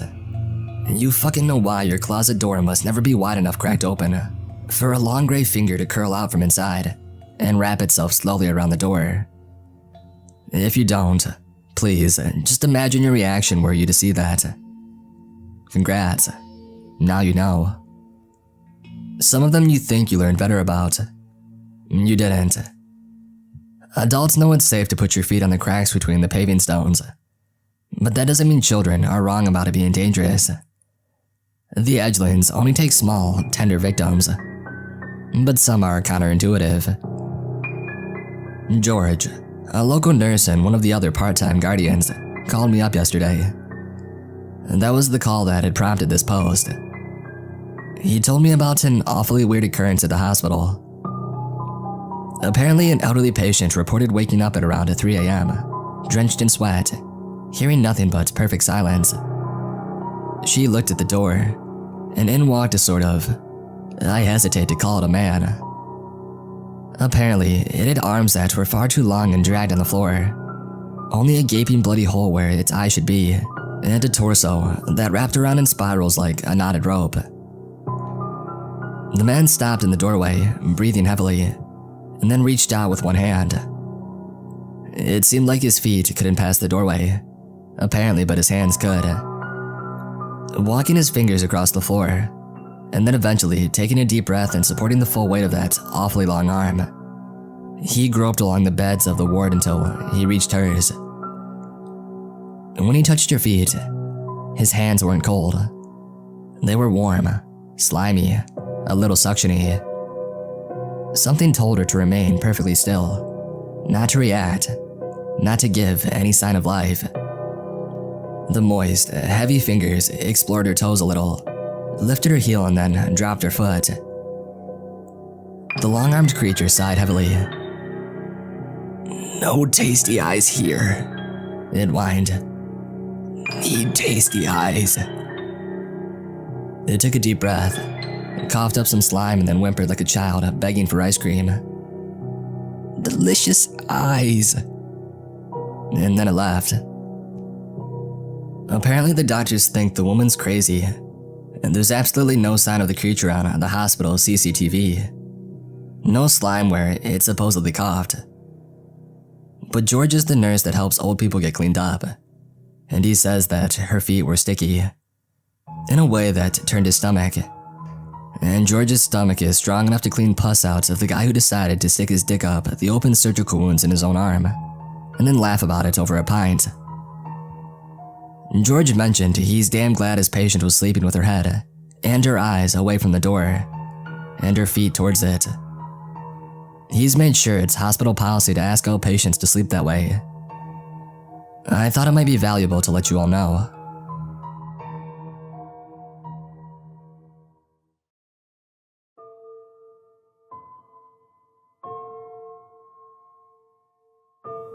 The streetlights had become few and far between. Every passing burst of light illuminating the interior of our 1997 Toyota Camry and driving us onward to our destination.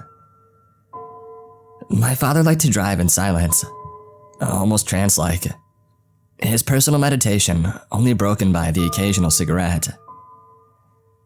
I occupied the passenger seat in my silence with the company of my cell phone. The relationship with my father was largely like this the past 2 months, after losing my mother to breast cancer.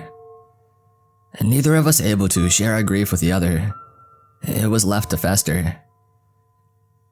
Maybe that was one of the reasons Dad had decided to just quit his job at the machine factory and uproot me in the middle of my junior year of high school. Whatever his reasons for relocating us to Maine and taking on a role as a lighthouse keeper, I was sure that it wouldn't heal our broken family. I got my first glimpse of the lighthouse on the horizon, from behind the dusty glare of the windshield. I guessed that it was close to 70 feet tall, and just as old, if not older. The outside was solid stone and mortar, no frills or decoration. The top came to an equally unimpressive and plain crown shape. The lighthouse was situated on a jutting peninsula maybe a half-mile wide and 2 miles long, ending in a 50-foot cliff face on the ocean. Our new home. I think my dad saw the look of apprehension on my face. "Jake, I know this is a big change from the city, and Lord knows we both have been through enough recently. I know how hard this is moving and leaving all your friends behind, but I think this will be good for us. A chance to start new and make new opportunities," he said as he exhaled a cloud of smoke. "No, I understand, Dad. Whatever you think is best," I replied. I didn't want to upset him, even though I felt as lonely as the lighthouse looked. We returned to our normal silence over the next 30 minutes as we made our way through our new town, Cape Heights. My mood continued to sink during our trip through town. Cape Heights offered little in the way of entertainment or shopping. The town seemed to have barely made it into the 21st century. And Dad lit another cigarette as we finally pulled into the small gravel patch as the lighthouse that acted as a parking lot. We parked next to an old Chevy box truck that seemed to be more rust than truck. As we exited the car, we were greeted by the caretaker, a tall graying man leaving the lighthouse. "Morning, folks. You must be Paul." My dad shook his hand and flicked his cigarette out. "Yes, sir. I'd like to introduce my son, Jake." "Nice to meet you, sir," I said as I shook his hand. "Call me Sam," was all he said. I guess Sam had to be in his early 60s. He was close to 6 feet tall with shaggy gray and brown hair, a thick mustache, and eyes like stormy seas. He was wearing a faded brown jacket and faded blue jeans. On first impression, he looked like a man raised on the seas. Sam invited us into the lighthouse for a tour and to explain the responsibilities of Dad's new job. The inside of the lighthouse was surprisingly modern, with an open floor plan and 3 big bay windows that faced the water from the ground floor. The kitchen was retrofitted with new appliances and granite countertops and a landline phone. There was a fully stocked pantry, as well as a food cellar full to bursting. The dining room had a solid oak table, china cabinet, and even a mini chandelier. The living room had a 50-inch TV and a comfortable leather couch to watch it from. I would even be happy with my bedroom once I hung up some posters. I began to think maybe living here wouldn't be so bad after all. After showing us the basic living quarters, Sam took us to the top of the lighthouse. "You get used to walking these steps after a while," he commented. "Doesn't ever get easier, but it gets familiar. I've walked these stairs plenty of times over the last 20 years as a caretaker. Know each of them by heart." As we continued upward, Sam told us the history of the lighthouse. "I suppose I'll start with the history of Cape Heights. The land the town is on originally was settled by Native Americans known as the Red Paint People. Those original people claimed this land was sacred, and the waters off the coast as well. They claimed there were spirits in the water and other things as well. Some old, deep magic. They lost this land to the French sometime in the 1600s. The French claimed they fought like devils, all covered in red war paint, fighting with weapons made of bone from other conquered native tribes. They eventually lost though. Bone just doesn't hold up to steel weapons. The land then went back and forth between the English and French until the English kicked them out for good and made it a colony. The lighthouse was erected just after the Revolutionary War, when more ships started coming from farther up north and taking fish and lumber down south. After a number of trading ships began to disappear off the coast, the new Americans decided to build this lighthouse. The lighthouse has weathered many a storm since then and never has her light extinguished, except for once. Every caretaker and keeper has been charged with that duty, to always keep the light shining. Once we had reached the top, Sam explained the light to my dad. The light now is all electrical. The housing consisted of 6 huge bulbs that rotated on a giant plate enclosed by lenses on all sides. Sam explained how it all worked. I grew bored quickly, only listening long enough to gather there were a breaker box downstairs in the kitchen, where the power switch was. A switch for the foghorn, and that the most maintenance required by us would be changing out a bulb every once in a while or flipping a breaker. I daydreamed while staring at the ocean until my dad's call for me to join them interrupted my thoughts. We all headed back down the stairs in the kitchen. "Now that I've given you the proper tour and explained the basics of how the light works, you should be good to go. But I would be remiss to not leave you fellas with 2 more things," Sam said. "I told you the light has never gone out except for once. Even if you see no ships, you must keep that light going. That light is the difference between life and death, and you are the keeper of that light, the protector of life. That light must never run out. The town depends on it. If it does, darkness comes and hell with it." His last statement filled me with unease, and I could tell it made my dad uneasy as well. "Secondly," Sam continued, "as I've explained, the maintenance is easy enough. You know where replacement bulbs and parts are, as well as the food stocks in the cellar. I've left my number on the fridge as well as a list of rules that you must follow. This list is vital in keeping the lighthouse operating as it should, and keeping y'all both safe. Do not deviate from this list, and follow all instructions to the letter." And with that, Sam left us and assured us that he would be back in a week to check on us and our supplies. What was all that about darkness and hell coming with it, and the town depending on the light? I asked Dad. I don't know, he said as he drew a cigarette from his pack. But he seemed pretty serious about it. Must have caused a shipwreck when the lights went out before. Small towns remember things like that. Accidents here affect more people aren't as easily forgotten like in the city. Yeah, I guess so. After Sam's cryptic warnings, I was curious to see the rules that he left. Dad grabbed the paper from the magnet on the fridge and we read it together. 1. You must keep the light lit from dusk until dawn at all costs. 2. At dusk, you must lock all doors and windows. Do not leave the lighthouse until dawn. 3. You may hear cries for help coming from the bottom of the cliff. Ignore them and do not respond. 4. If you see a ship with 3 red sails on the horizon at dusk, sound the foghorn 3 times. 5. Always make your bed within 5 minutes of waking up in the morning. 6. Do not make a phone call or answer the phone after 8 p.m. for any reason.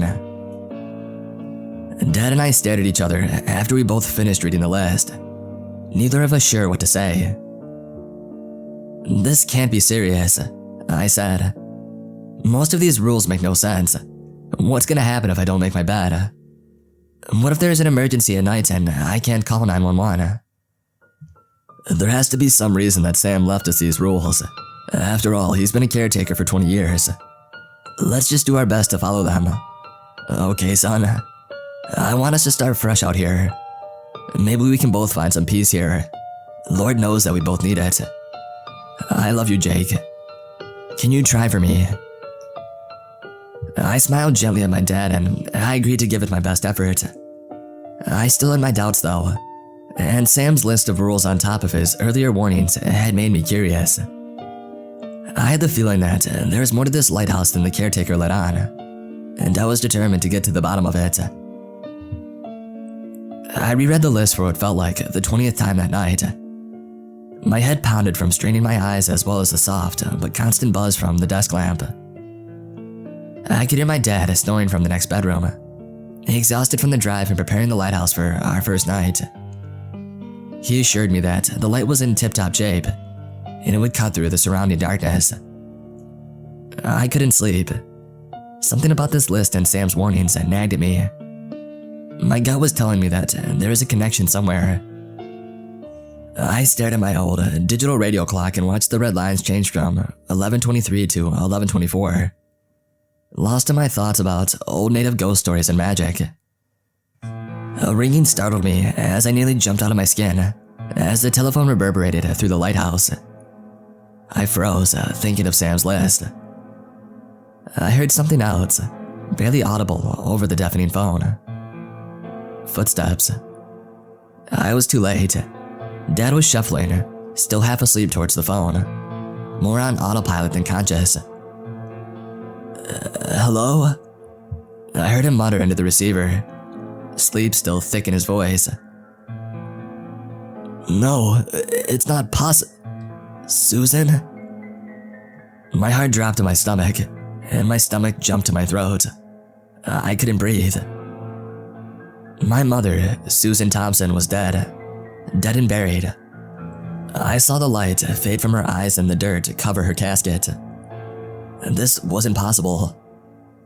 Who was my father speaking to? I stared at the ceiling of my bedroom, more numb than I felt the first time I saw the lighthouse. I could tell Dad was awake from the overwhelming silence that had replaced the usual bear-like snores.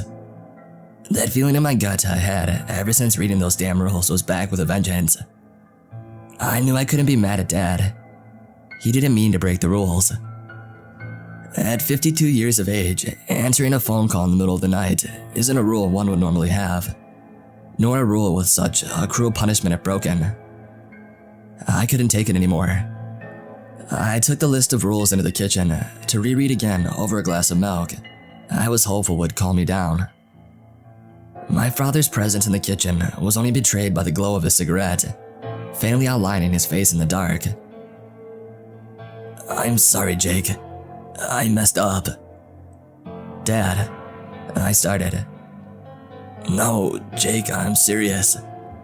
I was the one that moved us all the way out here, upended our lives, took you away from the only home that you've known, disconnected you from all of your friends.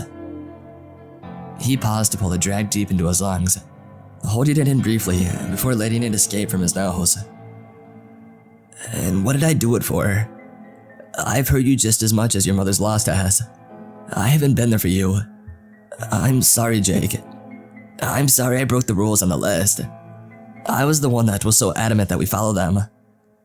I don't know why I answered the thing. A habit, I suppose, still. I don't know what kind of sick person would pull a prank like that. First thing in the morning, we're packing up and we're getting out of this place.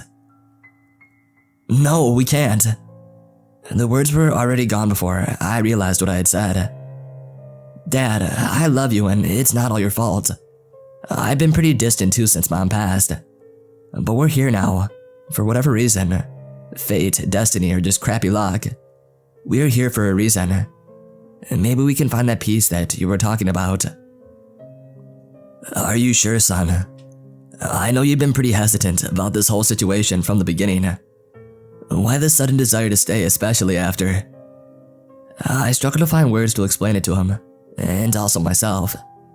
After everything, I should be ready to go. I should already be 1 foot out of the door.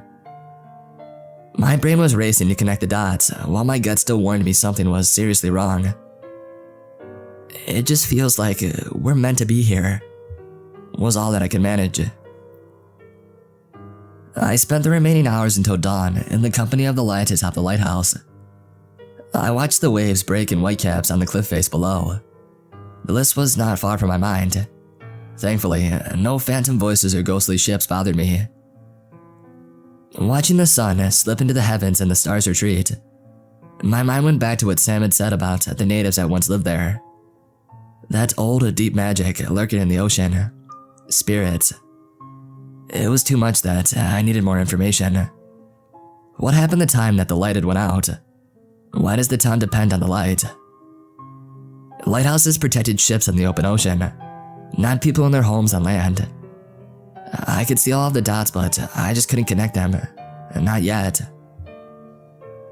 Once the sun had fully cleared the distant horizon and the last of the fog cleared, I borrowed Dad's car and I left for the library. Cape Heights was an average as small towns could be. As the Camry hummed down the main drag, I was able to take in more of the town than I had on our first trip through. Cape Heights offered not a single Walmart, 7-Eleven, or any major retailer. Mom and pop shops dotted both sides of the street, providing the residents with anything a supermarket could, minus the convenient one-stop location. I noticed a pharmacy, a baker, a dental office, and the only gas station in town, displaying a faded wooden sign for petrol. I finally found the library 2 blocks behind the post office. I entered the library and I made my way to the front desk. "Can I help you?" The elderly woman in front of me was the stereotypical librarian. Horn-rimmed glasses, tight gray curls in her hair, thin pursed lips, and eyes that hadn't smiled in years, maybe decades. "Yes, ma'am. My name is Jake, and me and my father just moved into the lighthouse. He took up the post of lighthouse keeper. The caretaker, Sam, gave us a quick history of the town and the lighthouse. It interested me, and I wanted to learn more about it. Sam mentioned something about the light going out once. Would there be any periodicals from that time?" I offered. The look I got was hot daggers cutting through ice. "Periodicals are in the back room, and town history is in the local government section," she replied curtly. I spent the entire day in that library. My eyeballs felt like they were ready to explode from all the squinting. Cape Heights Library boasted a very nearly complete history of their town. I found numerous copies of French and English maps from the various times that they held the land, transcripts of diaries of early settlers, accounts of battles and skirmishes with the Red Paint natives, and even translated oral histories, beliefs, and legends of those early natives. The 2 most important pieces of information that I discovered concerned the lighthouse itself and the night that the light had extinguished. The history of the lighthouse was accurate to what Sam had told us, except for the history of the keepers. Town employee records as far back as the town was founded listed every lighthouse keeper to man that light station, and not one single keeper manned his post for more than 3 months. Every keeper to man the station disappeared into thin air. The caretakers all reported coming to check on them and to bring fresh provisions, only to find that light shining and the lighthouse empty. Finding information on the night that the light had went out proved to be more difficult. Searching the periodicals proved to be exhausting work, but I finally found what I was looking for. In 1963, on a cold August night, the light had went out. The caretaker at the time, Charles Vanderbooth, had left the lightkeeper with fresh provisions and in generally good spirits that night. But somehow within the following 15 minutes after the caretakers departed the lighthouse, it fell dark. Shortly after that, a storm hit Cape Heights, only lasting a reported 10 minutes and not being out of the ordinary for the season. None of this in and of itself is particularly newsworthy. It was what was discovered the morning after that was. The following morning, the citizens of Cape Heights awoke to find that 75% of the town had disappeared. The homes were searched and no signs of foul play were detected. Clothing, wallets, jewelry were all found in their rightful places. Dinner was found cold on a set dining room table. The citizens had no explanation for it, and it was as if friends, family, and neighbors had simply disappeared overnight. The only clue was a strange inscription found on a rock near the lighthouse by the caretaker in his search for the keeper, strangely Native American in appearance. I pushed the Camry as hard as it would go, racing back to the lighthouse. I almost had all the dots connected, but something still eluded me. There was still something missing. It didn't matter. The lighthouse, Cape Heights, and Sam's list. Not a single person who was keeper was ever seen again. I wasn't letting that happen to my dad. We had to get out of here. I barreled into the parking lot and sprinted towards the door. Dusk was beginning to settle and I wouldn't risk breaking another rule. I locked the door behind me and I quickly checked all the windows. The phone rang again. The clock on the wall read 8:01 p.m. I unplugged the phone from the wall, but it kept ringing. "Dad!" I yelled. "Dad, I need to talk to you. I found some answers. We have to leave at dawn. We are leaving Cape Heights." Silence answered by calls. I knew Dad was here. I'd had the car all day. He said he was going to try and relax today and recoup from the previous night's events. I checked the light first, fearing that a malfunction had occurred and he was in the dark trying to fix it. After the light proved operational in its solitude, I moved back downstairs, still calling his name. I caught it out of the corner of my eye, through the cracked door leading to my room. My bed was a mess. I had forgot to make it this morning, and I left my father all alone in the lighthouse. And then I heard it, coming from the 3 bay windows facing the cliff face and the tumultuous waters below. "Help! Please, somebody help me!" The sound of my father's voice was unmistakable.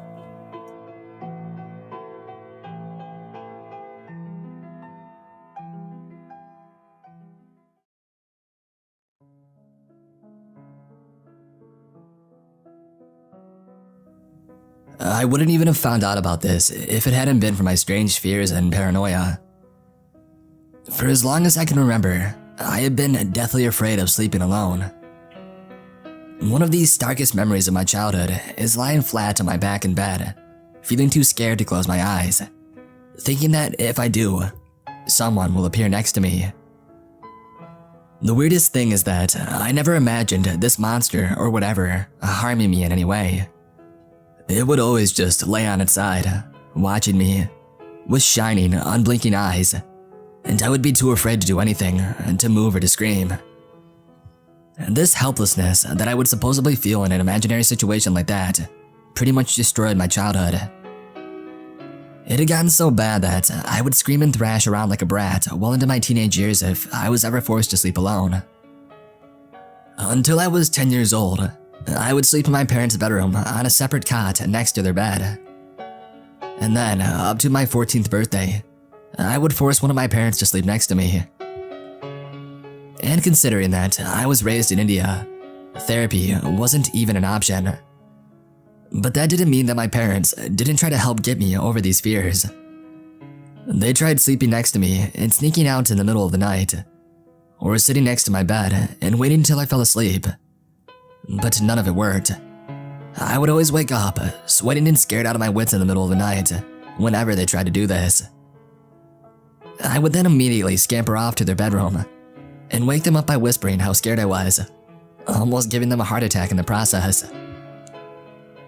If I had to guess, these fears started when I was 8 years old, when my grandma gave me a doll of a clown that always made me so uncomfortable. This was a clown from the TV horror show, Whoa, and then my smartass dad made me watch her on the same time, thinking that I was too young to be affected by this stuff.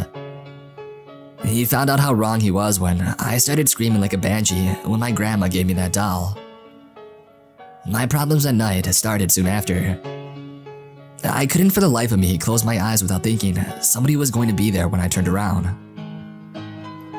On my 14th birthday, my parents finally put down their foot and forced me to sleep alone. I cried and I pleaded, tried to justify that I wasn't really a scared little boy and that my fears were rational, but none of it worked. And so I finally started sleeping alone. And this is when I developed my strange rituals. I would drink exactly 2 glasses of water every night 2 hours before bedtime, so that I neither feel thirsty nor do I have to get up to pee at night. I would then make sure all the doors leading outside were closed, draw the curtains, and keep the bathroom light switches on. Definitely the most important part of my nighttime rituals was keeping the pillows in a straight line, next to where I slept, to block off space for any monster trying to sleep next to me. It took me months before I finally got used to sleeping alone. I wasn't comfortable by any means, but I would at least not be painfully sleepy the next day. Going to college was a godsend. I had a single bed in a tiny room, surrounded by hundreds of noisy boys like me. While many others found it irritating, that noise was like a lullaby to me, doing the job of a therapist. After graduation, I came back to my parents' house and began preparing to take exams for government jobs. And my ritual started right back up, as if nothing had changed. But I was at least sleeping a little bit better.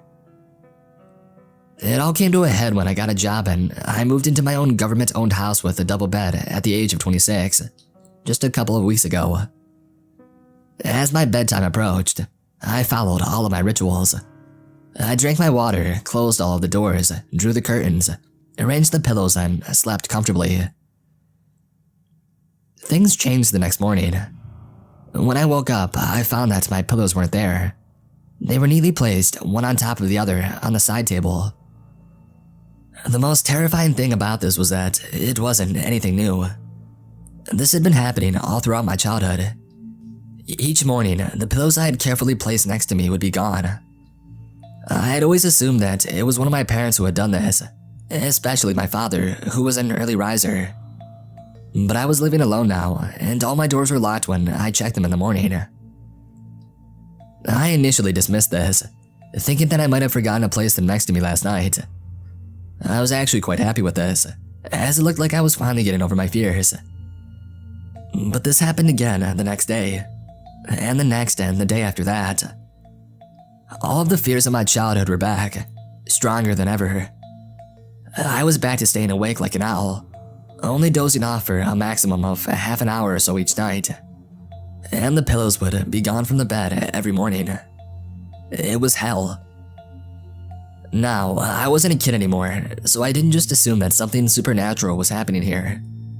I tried to act like an adult, to think rationally, even as I was too scared to even tilt my head to the left when lying down in bed. Maybe I was sleepwalking. Maybe that's how those pillows were moved at night all throughout my life. It was not something my parents knew about, however, and they instead chastised me for being so cowardly as a grown-ass man. But I needed answers, and so I went out and I got a video camera and I placed it next to my bed. It was what I found in the video that made me write this. I wasn't sleepwalking. It was my fears, my imaginations, my nightmares, They were real.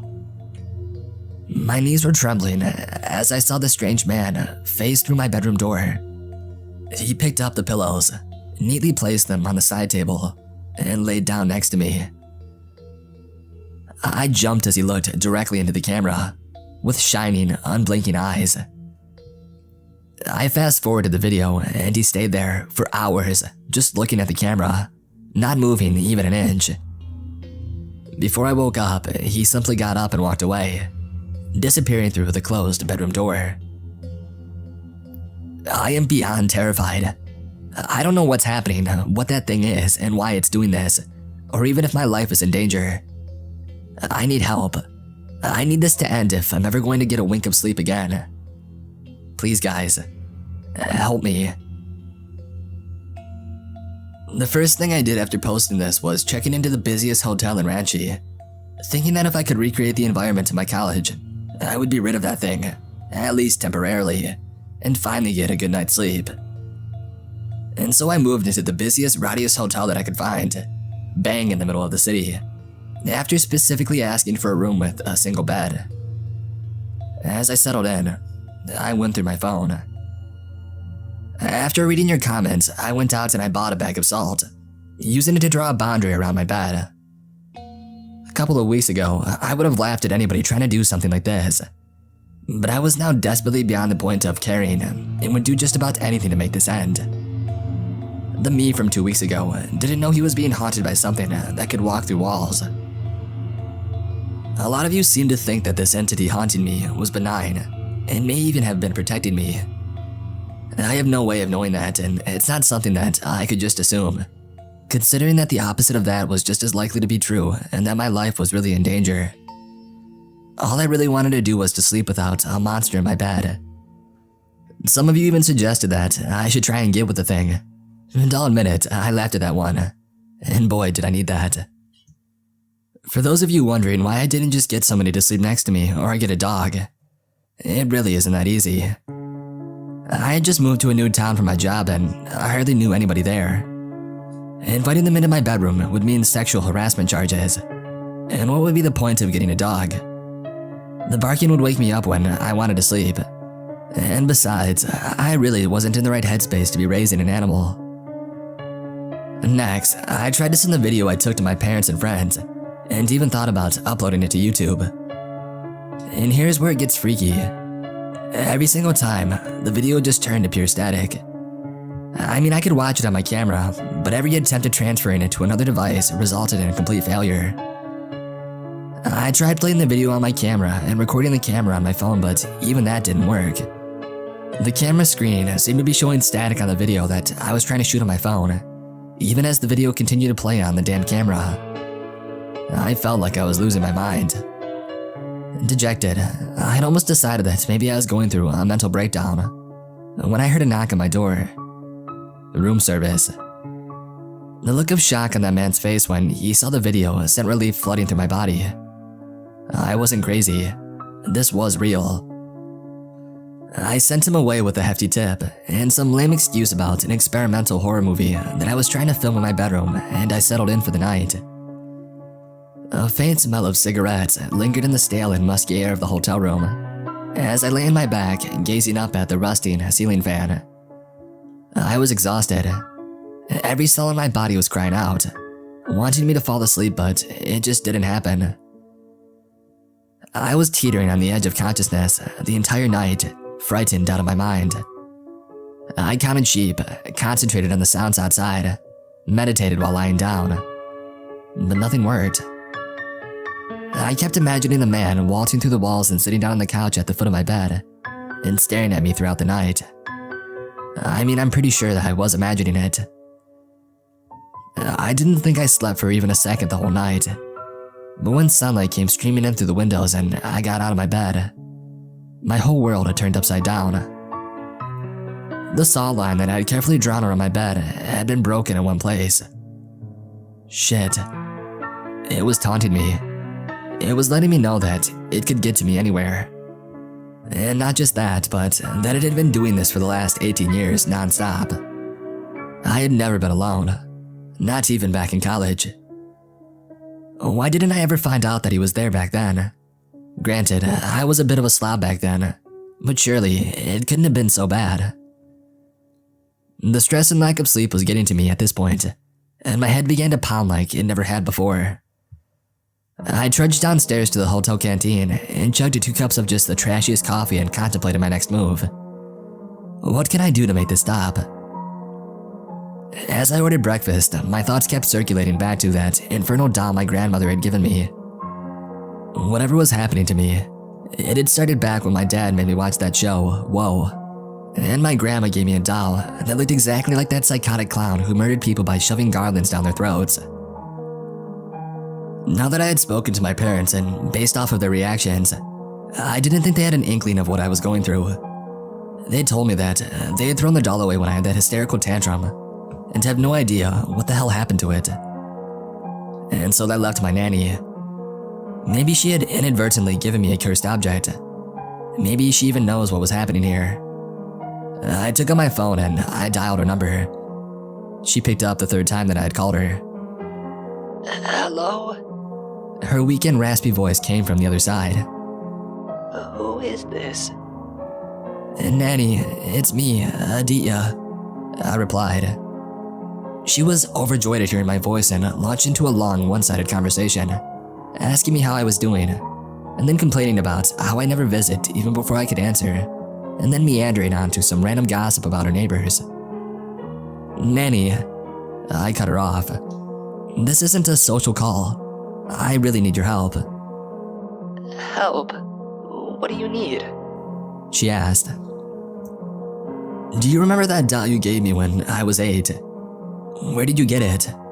I questioned and I waited a full 30 seconds before she responded. Why are you asking about that? She asked softly. Strange things have been happening to me recently, Nanny, and I think that doll has something to do with it. I just need to... Hello? Hello? She had cut the call. At some level, I was angry that she hung up on me, but more than anything, I was relieved. Relieved that I wasn't shooting in the dark anymore. My suspicions were correct. She knew what was happening. There might really be a way for me to end this. I called her a couple of more times, but she refused to pick up her phone. I knew what I had to do next. I paid my bills at the hotel, called my boss asking for sick leave, made my way to the airport, and I bought a ticket to Indore. The plane ride worsened my headache, making it impossible for me to sleep. Not that I was even trying to at this point. My grandma sounded scared when I spoke to her, finally convincing me that whatever entity I was dealing with wasn't exactly a friend. I was so exhausted at this point that it was becoming hard for me to differentiate between reality and dreams. I swear to God I saw him phase into and out of the toilet on the plane, but my sleep-deprived brain could very well have been hallucinating the whole thing. He appeared in the reflection on the window, and he might have been sitting next to me or not. Who the hell knows? I was just beginning to nod off when the plane touched down. The next thing I remember is getting out of a cab in front of my nanny's house in Ujjain. The entire journey from Indore to Ujjain is just gone from my memory, apart from brief flashes where I was experiencing microsleep, and my body would come out of mere seconds of sleep with violent, heart-stopping jerks.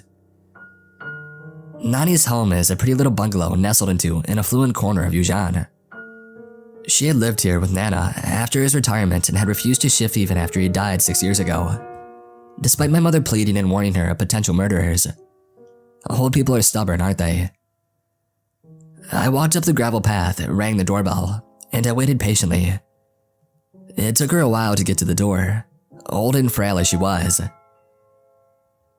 "Who is it?" she asked.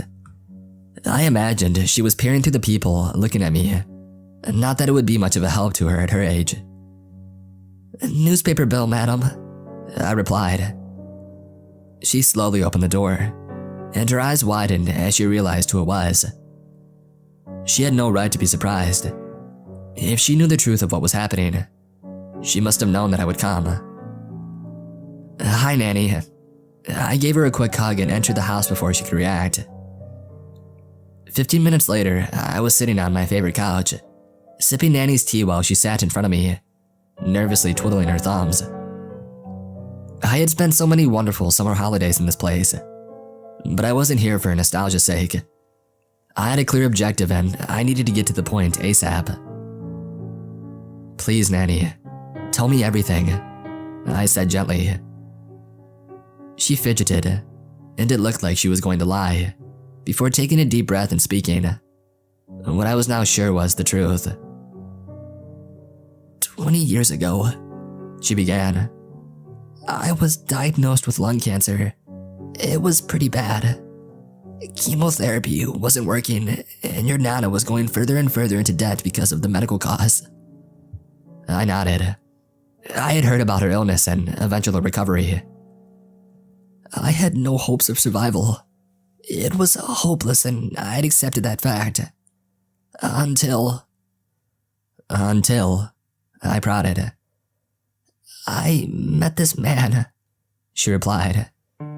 He was in the hospital, in the bed next to me, but I don't think that he was a real patient, you know.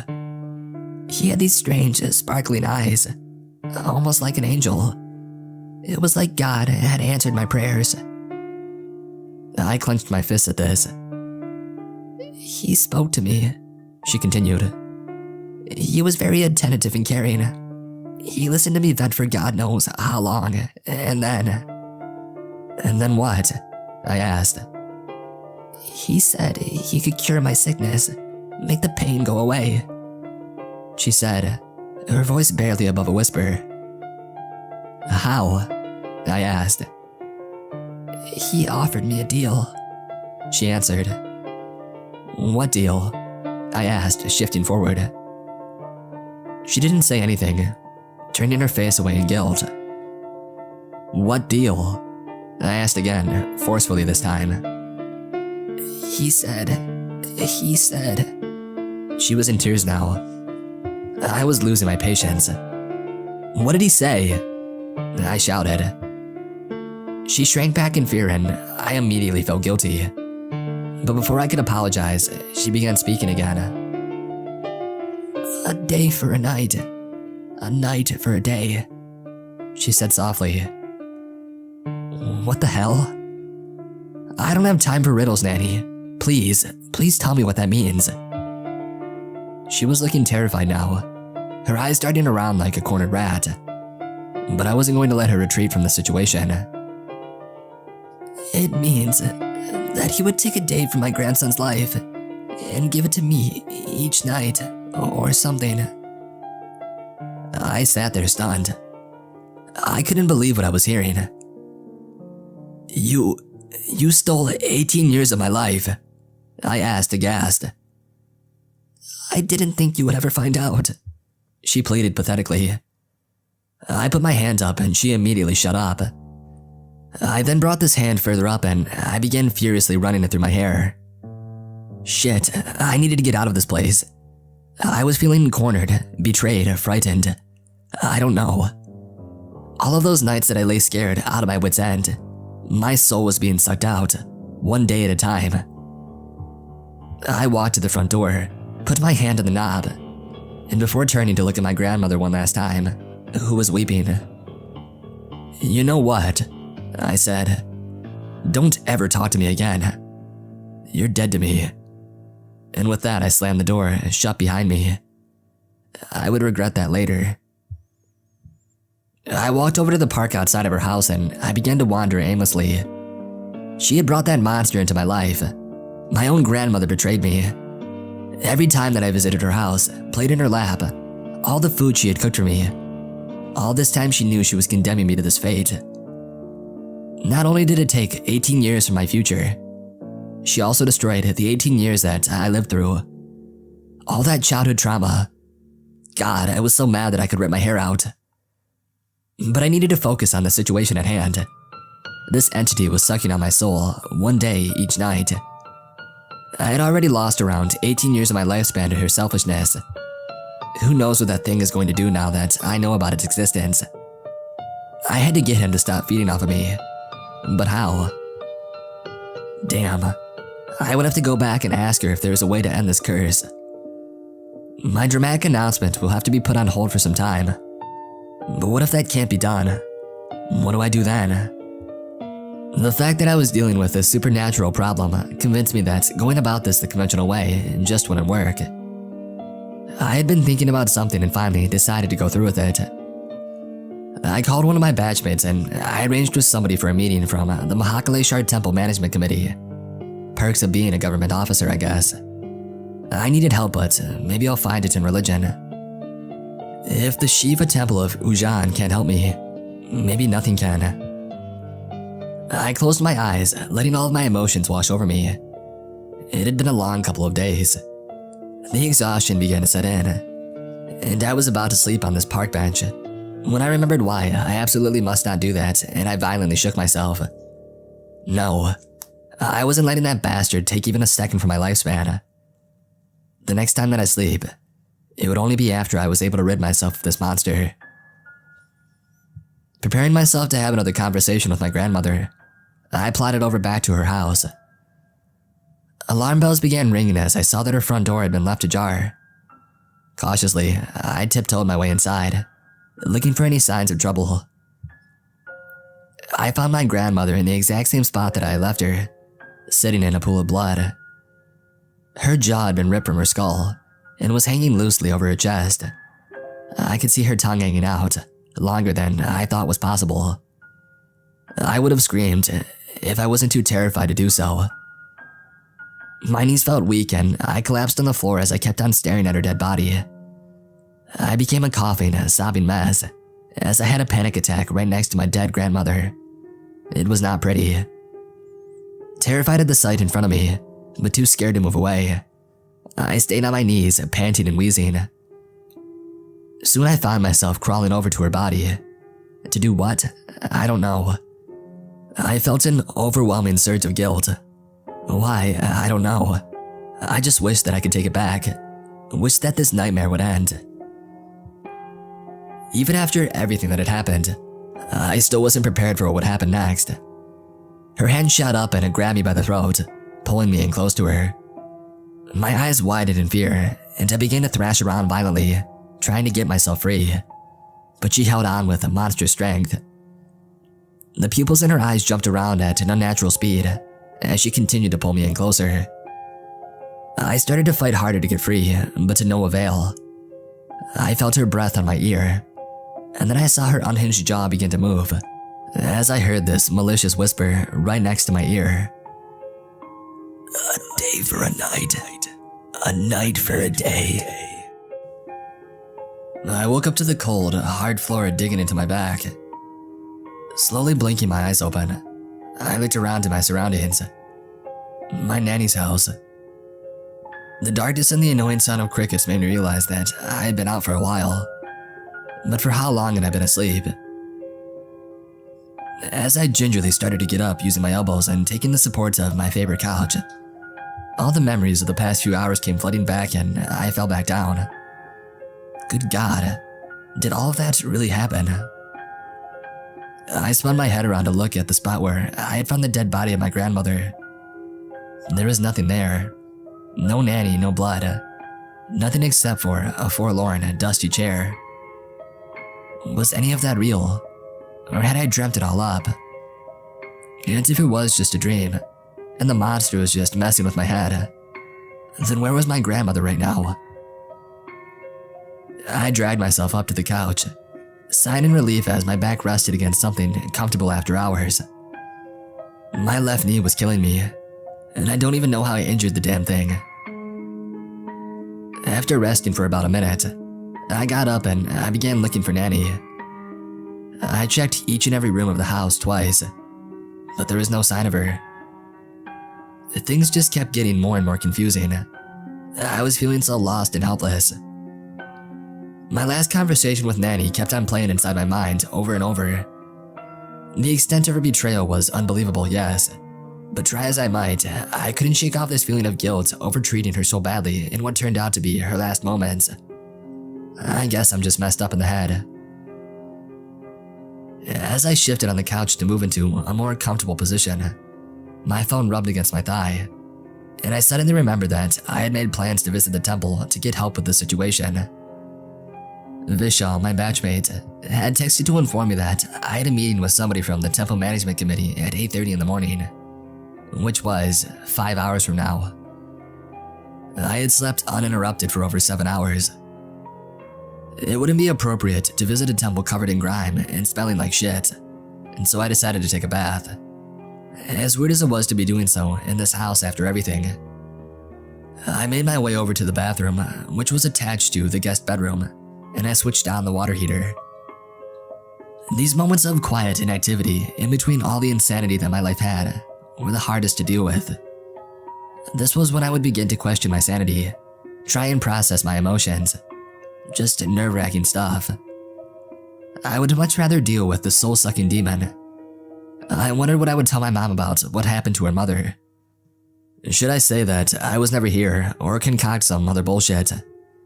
And why the hell was my knee hurting so much? After roughly 10 minutes or so, I stripped out of my boxers and I walked into the bathroom. Turning on the tap for the hot water, I turned around to get a good look at my reflection, and what I saw chilled me to the bone. Wrinkles marred my once youthful-looking face. My skin had turned dry, and my hair wore a disgusting shade of salt and pepper, with much more salt there than pepper. It was as if, no, I had aged by 20 to 25 years. I looked like a middle-aged man in his mid-50s. Shit. I furiously rubbed the mirror, as if that would wash away the years that I had aged. I screamed in frustration and anger. That thing had stolen even more of my years in the last few hours. It was now actually letting me feel the after effects of its greed, as if to taunt me that it could take anything it wanted and I could do nothing about it. My stomach was a swirling pit of murderous loathing. I could rip that bastard apart with my bare hands, and I will, and soon. About 4.5 hours later, after a bath and a good meal, I was standing outside of the majestic Mahakaleshwar temple. The Bazamardi had finished a couple of hours ago, so there wasn't as much of a crowd as it would have been, and I easily found my friend, Vishal. Hi. I greeted him as I walked up close to him. He looked confused. It's me, Aditya, I added. He looked even more confused at that, but soon began to recognize me, and his eyes widened in shock. Yeah, I know. It's why I'm here, I said before he could reply. Dude, how? He asked, his voice low, as if he couldn't believe what was going on. I'll tell you everything. Let's just meet whoever we came to meet, I said.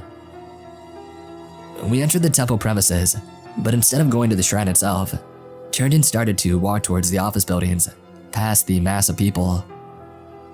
Devotees thronged the temple all throughout the day, so keep in mind when I say that there wasn't much of a crowd. I do mean by Indian standards. Vishal kept looking over his shoulders at his suddenly aged friend. Buddy, you have no idea, I thought. We were met by a shirtless man in a saffron dhoti, who took us to one of the bigger offices in the building. I guess he was one of the main pujaris here, based on off of the respect the others were giving him. He asked us to sit down and offered us water, which we gratefully accepted. Vishal introduced me as his batchmate, and I closely watched the pujari for his reaction. He didn't look at all shocked, and that was a relief. So, how can I help you, Aditya? He asked. I didn't say anything, just pulled out my camera from my bag and I showed him that video. Vishal jumped up and walked over to the pujari's side to get a better look. They watched the video in silence, Vishal showing much more emotions on his face than the pujari. Is this real? Vishal asked after the video ended. Is this real? I replied, pointing at my face, and he solemnly nodded. Wow, so this isn't like video editing or something? He asked, amazed. I pointed at my face again. Does this look like… Okay. He cut me off. I get it already.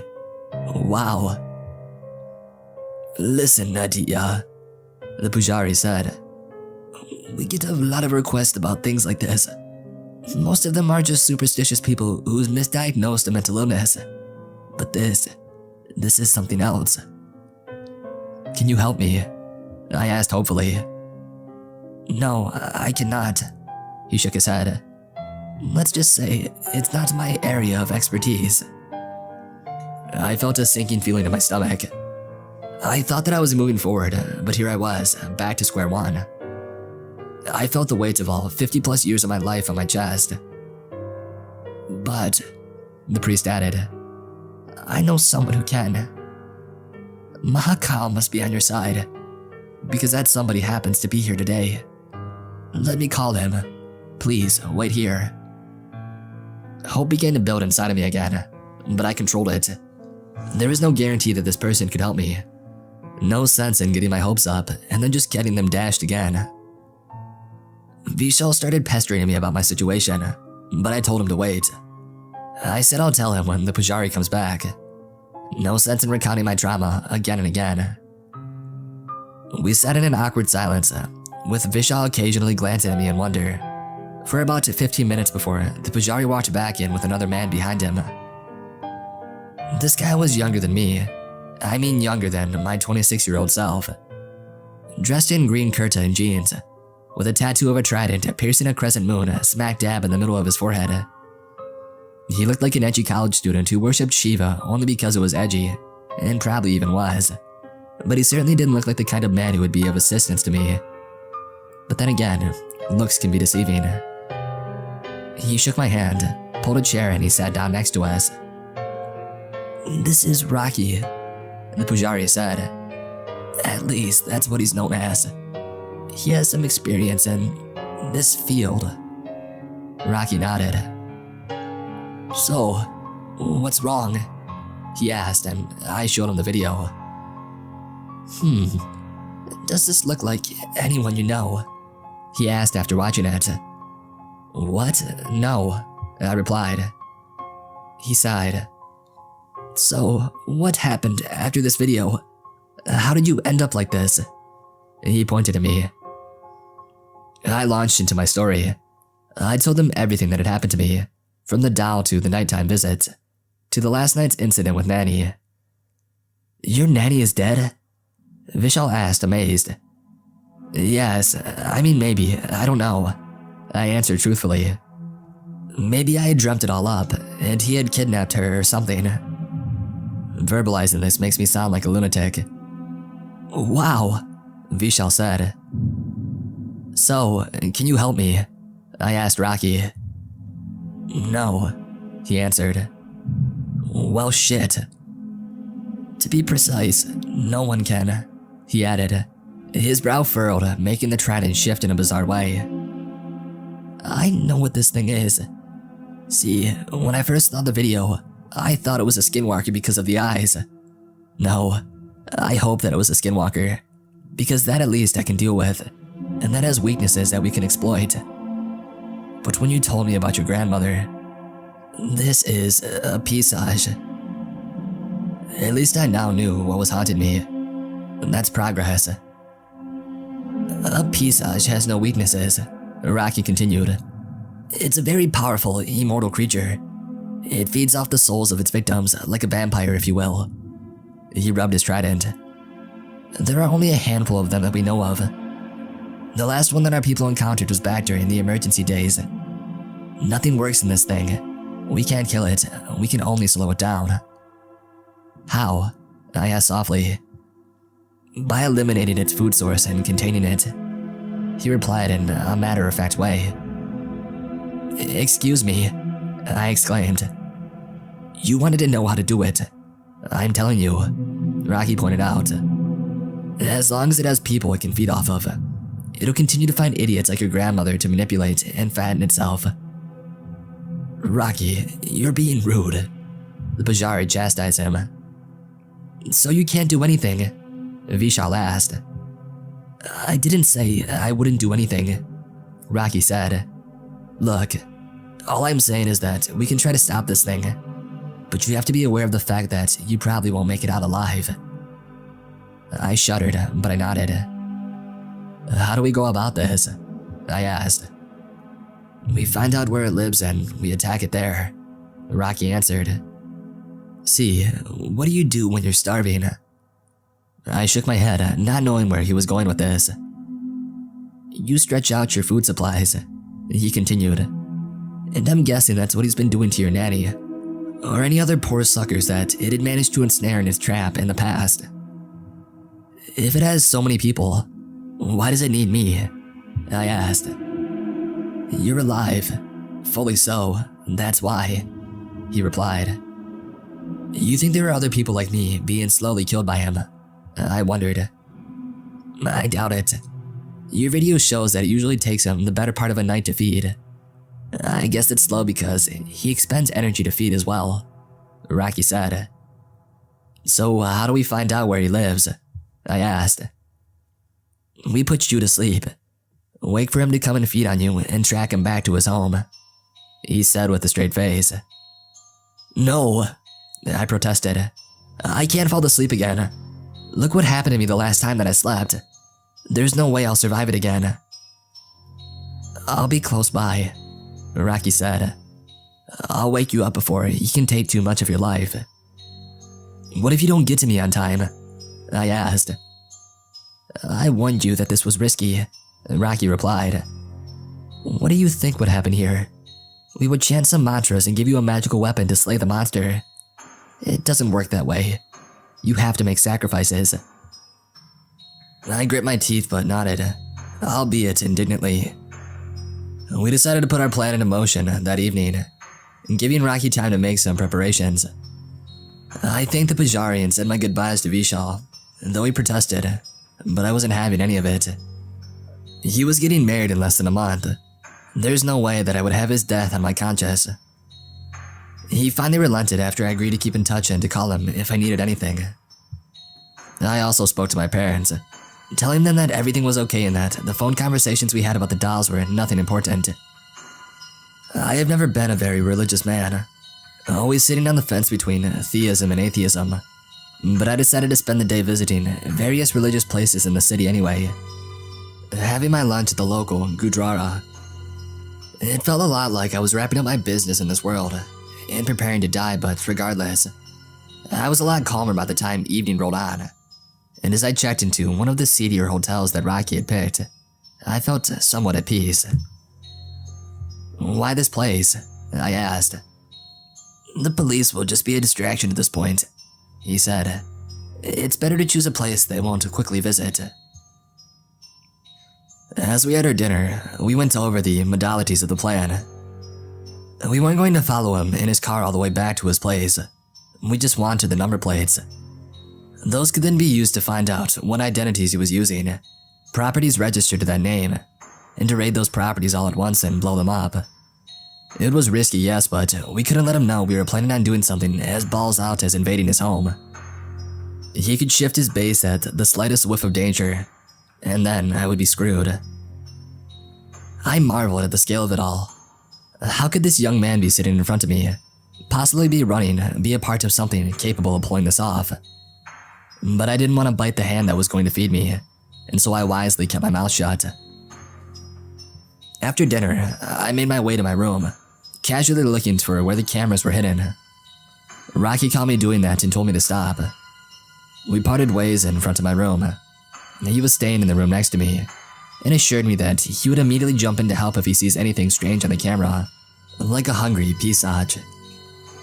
So there I was again, flat on my back, looking up at another ancient ceiling fan, waiting to fall asleep. I swear to God, if I survive this, beds would end up becoming PTSD triggers for me. Of course, it took me a long time to fall asleep. That old stereotype of old people being quick sleepers wasn't as of yet true for me. I wondered if I would even wake up, and I hoped that Rocky would get revenge for me if I didn't. Such morbid thoughts were swirling around in my head when I slowly drifted off to sleep. It was some trashy Kumar Sanu song being played at full volume on speakers that I hadn't even noticed. That woke me up. Feeling extremely groggy, I opened my eyes to see that face again, just inches from mine.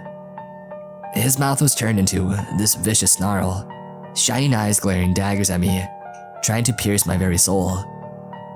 His breath was foul. It smelled like death. I froze in fear, not knowing what to do. He brought one of his long, clawed hands up and began choking me. He was furious. Did he figure out what we were planning? Or was this just anger at having his meal interrupted? I thrashed around, clawing at his arms, but he held on. I heard banging on the door. It sounded like Rocky was trying to force his way in. A loud bang later and the door gave in, and light from the hallway outside came pouring in. Rocky walked in with a shotgun that he aimed at the Pisach. The monster turned around and snarled at my rescuer. Rocky opened fire. The shotgun shells passing harmlessly through the monster's body and slamming into the wall behind him. I coughed as air rushed into my lungs. The Pisach gave me one last look and casually just walked into and out of one of the side walls, maintaining eye contact with Rocky, who was carefully following his each and every movement. "You okay?" Rocky asked after a good 30 seconds. "Yeah," I said, a little shaken but fine. How long was I out? 25 minutes. I set off the alarm as soon as I saw him walk in. He replied, "Thank you," I said gratefully. "Did we get the number plates?" Rocky nodded. I felt so goddamn happy. Finally, I put that thing on the back foot for the first time. "Next time I see you, it's going to be me walking into your bedroom." I did not want to take this job. Coming back after dealing with a particularly nasty deity on rapport, I was really looking forward to a break, something that I hadn't had in over a year. When Guruji called me for another job, I knew this was going to be trouble as soon as I saw the video, and it only became worse when I realized that I was dealing with a goddamn Pisha. At some level, I felt sorry for the poor bastard sitting in front of me. Losing over half your life in the span of a few days is not something anybody should go through. But while I did sympathize with him, I was not an emotional fool. I was pragmatic enough to understand that he would most likely die trying to take this monster down. Believe me, having this type of clarity in this line of work can mean the difference between your own life and death. And so while some of you may think that I'm an asshole, I don't care at the least bit, as long as my work is done. "So why Ranchi then?" he asked with a confused expression on his face. "It makes the most sense," I replied. "Of the 3 properties we traced to your sleep time, buddy, this was the most recent purchase. It's a farmhouse in the ass end of nowhere, a perfect hiding spot, and it happens to be near the same city where you started your job." "But we'll be hitting all 3? He asked and I nodded. "And we'll need you to go back to your house in Ranchi," I said. "That way we'll make him go back to his base and we'll hit him there." "So I'm acting as bait again." He was offended but also a little scared. "Yes," I nodded, "but you won't be sleeping this time, so rest assured you won't have to worry about losing any more years." Aditya didn't look convinced, and that didn't surprise me at all. He didn't have a lot of years. One more slip and the Pisach would suck the life right out of him. "One more thing," I continued. "Keep in mind that when we're raiding his hideout, you would be a threat to him, and not just food. He won't go easy on you this time. But he will avoid killing you, and that's something I won't hesitate to use to my advantage." "He was going easy on me this whole time?" he asked mockingly. Always with the sarcasm. Asshole. "Well, you're about to find out, aren't you?" I replied sweetly. "Here, take this," I said, handing him a pill. "What is it?" he questioned. "Modafinil," I replied. "Take this at around 2 or 3 a.m. It'll keep you awake." A couple of hours later, Aditya left for Indore, from where he would take a flight to Ranchi, and I would follow him on the next plane. We wanted to give this illusion to the Pisach that our partnership had ended and that Aditya was going back after having given up on trying to fight. Who knows how effective our little ruse will be? We had to take that chance though. If there was even the slightest possibility that would improve our chances, we had to do it. Besides, I had a couple of things to take care of in the meantime. I made some phone calls and arranged for some weapons to be made available on Ranchi itself. Transporting guns from here would have taken too long, and it would be too risky with the government breathing down hard on the necks of any smugglers. I then arranged for some kidnappers and such from the surrounding area. Yes, you heard that right. Kidnappers, gangsters, etc. Our people regularly work with criminal elements and use them as meat shields against monsters. It keeps us safe. It saves lives of innocent people, weakens the monsters, and cleans our streets at the same time. They are never told what exactly they're attacking, and most die in the process. It's questionable from an ethical standpoint, especially when you're a communist, but highly efficient. The sky was a pale shade of blue when my plane landed in Ranchi. Delhi's poisonous smog had shifted east and made its way here, keeping visibility low. I was just glad that my flight hadn't been delayed. That would have been a big problem. I had a light breakfast at the airport itself and then took a cab to Aditya's house where I found him right outside, looking exasperated as he tried to reason with the 30-odd men who were camped outside. He threw his hands up when he saw me. "Who the hell are all these people?" he demanded. "They wouldn't say anything at all." "Friends," I replied. "Friends?" His brow furrowed in suspicion. I nodded and I walked over to speak to my contact here. Aditya buzzed around me like an agent bee, pestering me with questions while I inspected my weapons. I held up a 9mm pistol. "You know how to use this?" I asked. "Yes," he said. "They taught us the basics at the academy." "All right then," I said, looking at a little band. "Let's go." It took us over an hour to reach the farmhouse, with Aditya staying silent the entire time, probably contemplating his life and probable death. I was fine with that. The less distractions before a job, the better. The fog had cleared by the time we had reached the Pisach's base, a quaint little farmhouse that could serve as a rich family's vacation home in happier times. But now, it was hiding the worst sort of nightmares known to man. We parked our cars some distance from the building, trying to avoid being seen. I got out of the car, put the sling of my rifle around my shoulder, and went to speak to my contact, with Aditya staying on my heels. My contact, a man named Lucky, here was much like me. Early 20s with a tattoo of the trident and crescent on his forehead. "We're ready," I told him. "Send them in." He nodded and he barked some orders at the low-life criminals who set off running towards the house, armed with their 303s. Lucky then came jogging back and shook my hand. "It's all yours now," he said. "I'm off." And with that, he got in his car and he left. "Wait," Aditya said.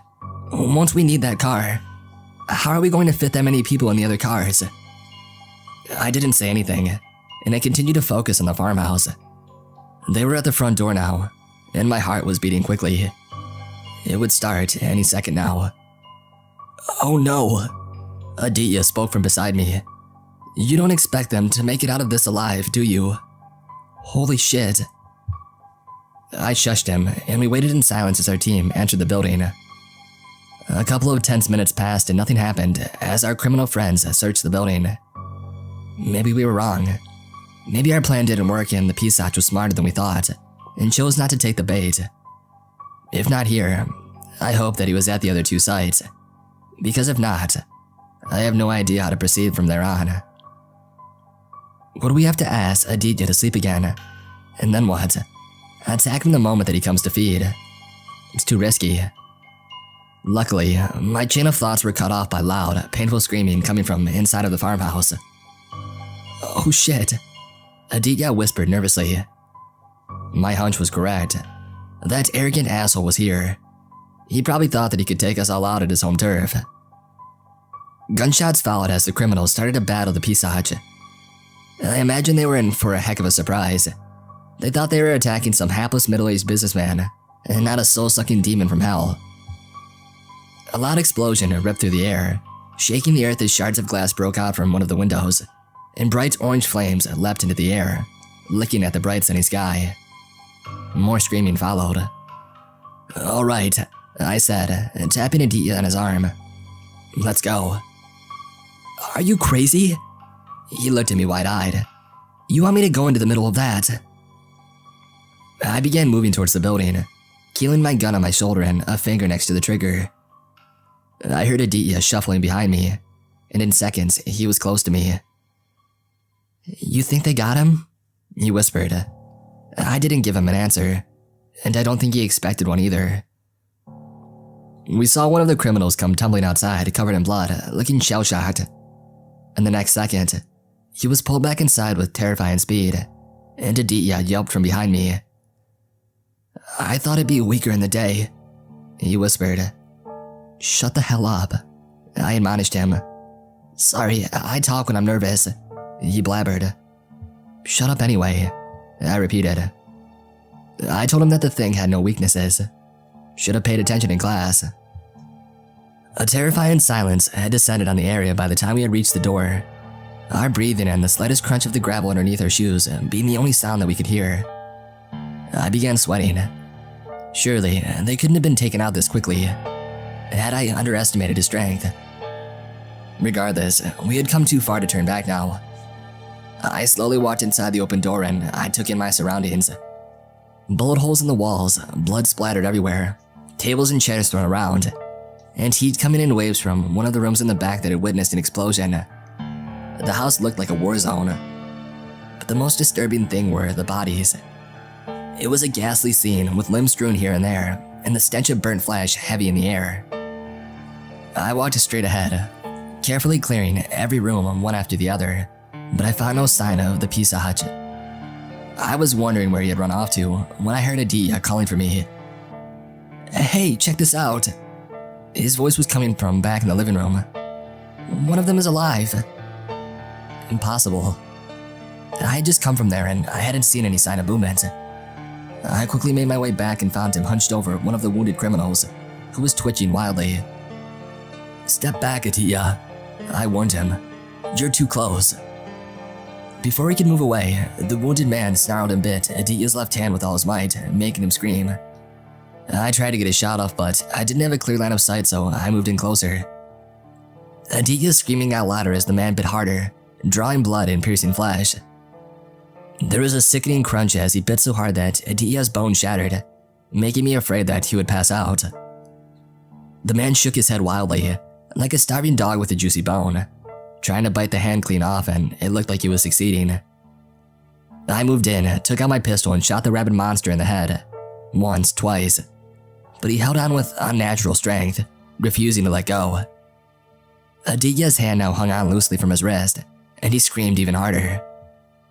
Not knowing what else to do, I took out my knife and I swung it with all my might, slicing Aditya's hand clean off, and then I shoved him aside before emptying my gun into the monster's head.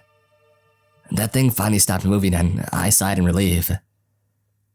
I quickly moved over to Aditya's side and I cauterized his wound. It was a miracle that he was still conscious. What a tough dude. He was wincing in pain, but he seemed otherwise fine. I made him sit on one of the many bullet-riddled chairs.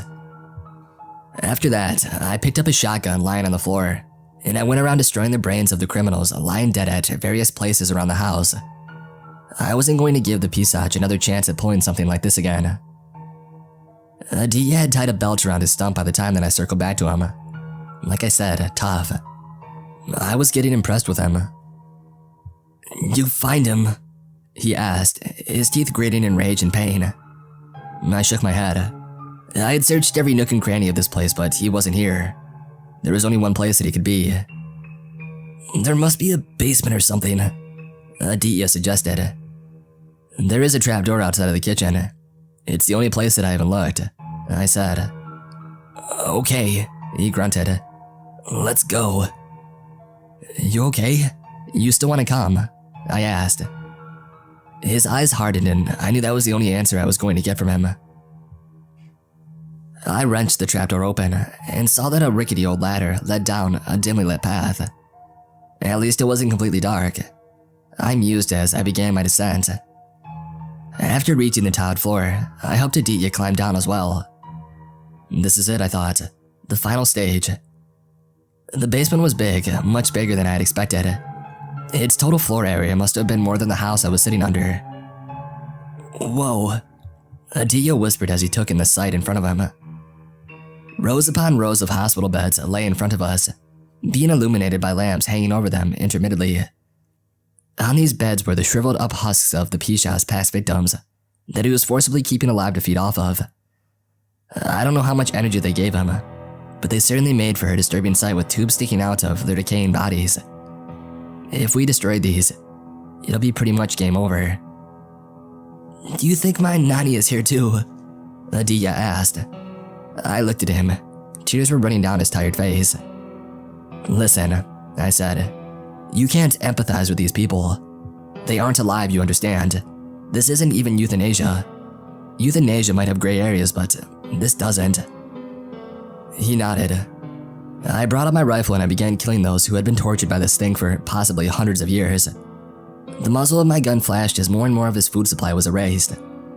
I stopped when I heard furious growling. "Where is he?" Aditya asked. "Where are you?" he shouted. I heard rustling from above us and I looked up and saw a pair of shining eyes gazing down at me from the darkness above. I pulled the trigger, but my bullet sailed harmlessly through his body and smashed into the ceiling as he leapt down at me and began slashing away with his vicious claws, slicing away huge chunks of my flesh. I tried to fight him off, but he was even stronger than I was and I was slowly losing.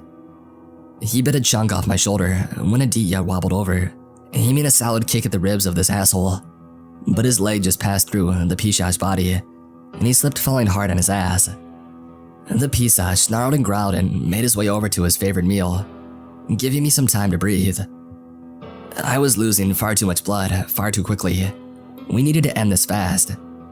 I tried to get up, but my head began to swim and I fell down to the floor. My vision became blurry and I started blinking furiously to clear it. I heard a loud thunk and with my hazy vision, saw that Aditya had been struck in the head with some sort of blunt object and was now knocked out. The Pisash was hunched over him, preparing to suck the life out of him. Shit. If he succeeds, he'll regain whatever energy we had worked so hard to drain from him, and I would most certainly die here. There was only one thing I could do in this situation. With trembling hands, I searched for my pistol. The Pisash began to suck. I really needed to frickin' hurry. My heart jumped in jubilation as my hand fell on my gun. Yes, I can still do this. I took that gun and I aimed it at Aditya's head. My vision was still hazy. My hands were trembling. I was terrified that I would miss. If I didn't land a perfect shot, the Pisash would come over to finish me off and then go back to its meal. Taking a deep breath, I pulled the trigger. A shot rang so loudly my ears began to ring, but I knew that it had connected because the Pisash screamed in murderous rage. It was not over. I might have stopped him from rejuvenating himself, but I still hadn't taken him down. He turned his wrathful gaze at me and walked over towards me, fully intent on finishing me off. I aimed the gun at him and I pulled the trigger. My heart sank as the gun clicked, but no bullet shot out. This is it. This is how I was going to die. Doing a job that I didn't want to take with no one in this world to mourn my death. But I wasn't going out without a struggle. That just wasn't who I was. I began to fight him off with everything I had, even though I knew I was going to lose. I don't really know whether it was my bullets that woke him up, or it was just his insane willpower. At the time, I thought that I had killed Aditya, but my bullet had merely hit him on the arm from which I had separated a hand earlier.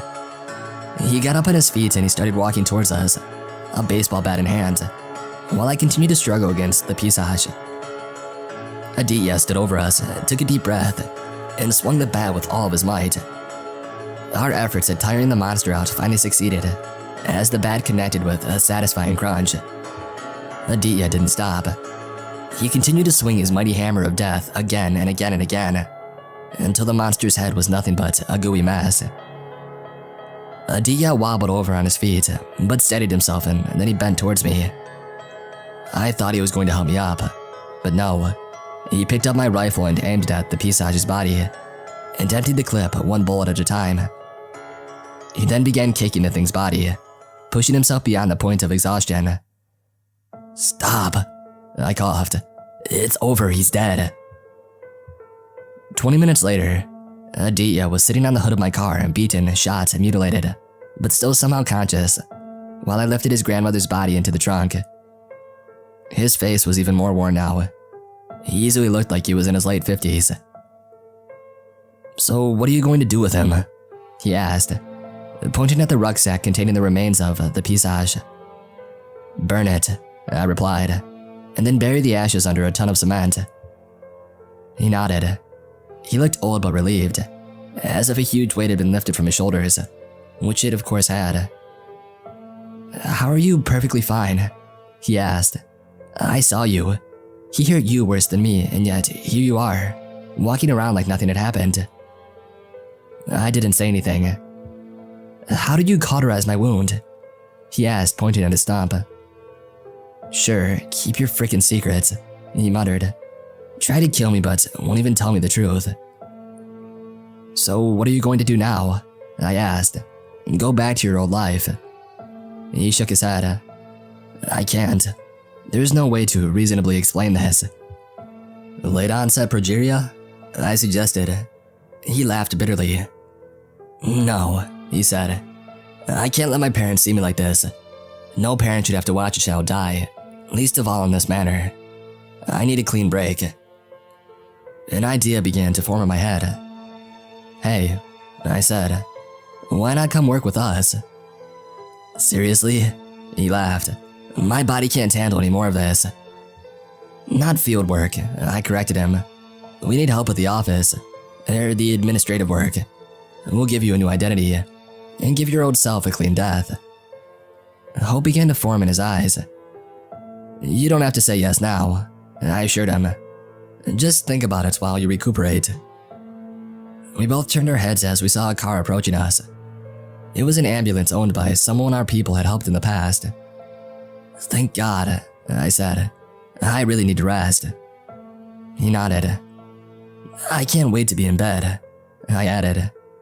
Screw that, Dia exclaimed. I'm never going anywhere near a bed again for the rest of my life, however short it might be. And with that, we both began to laugh.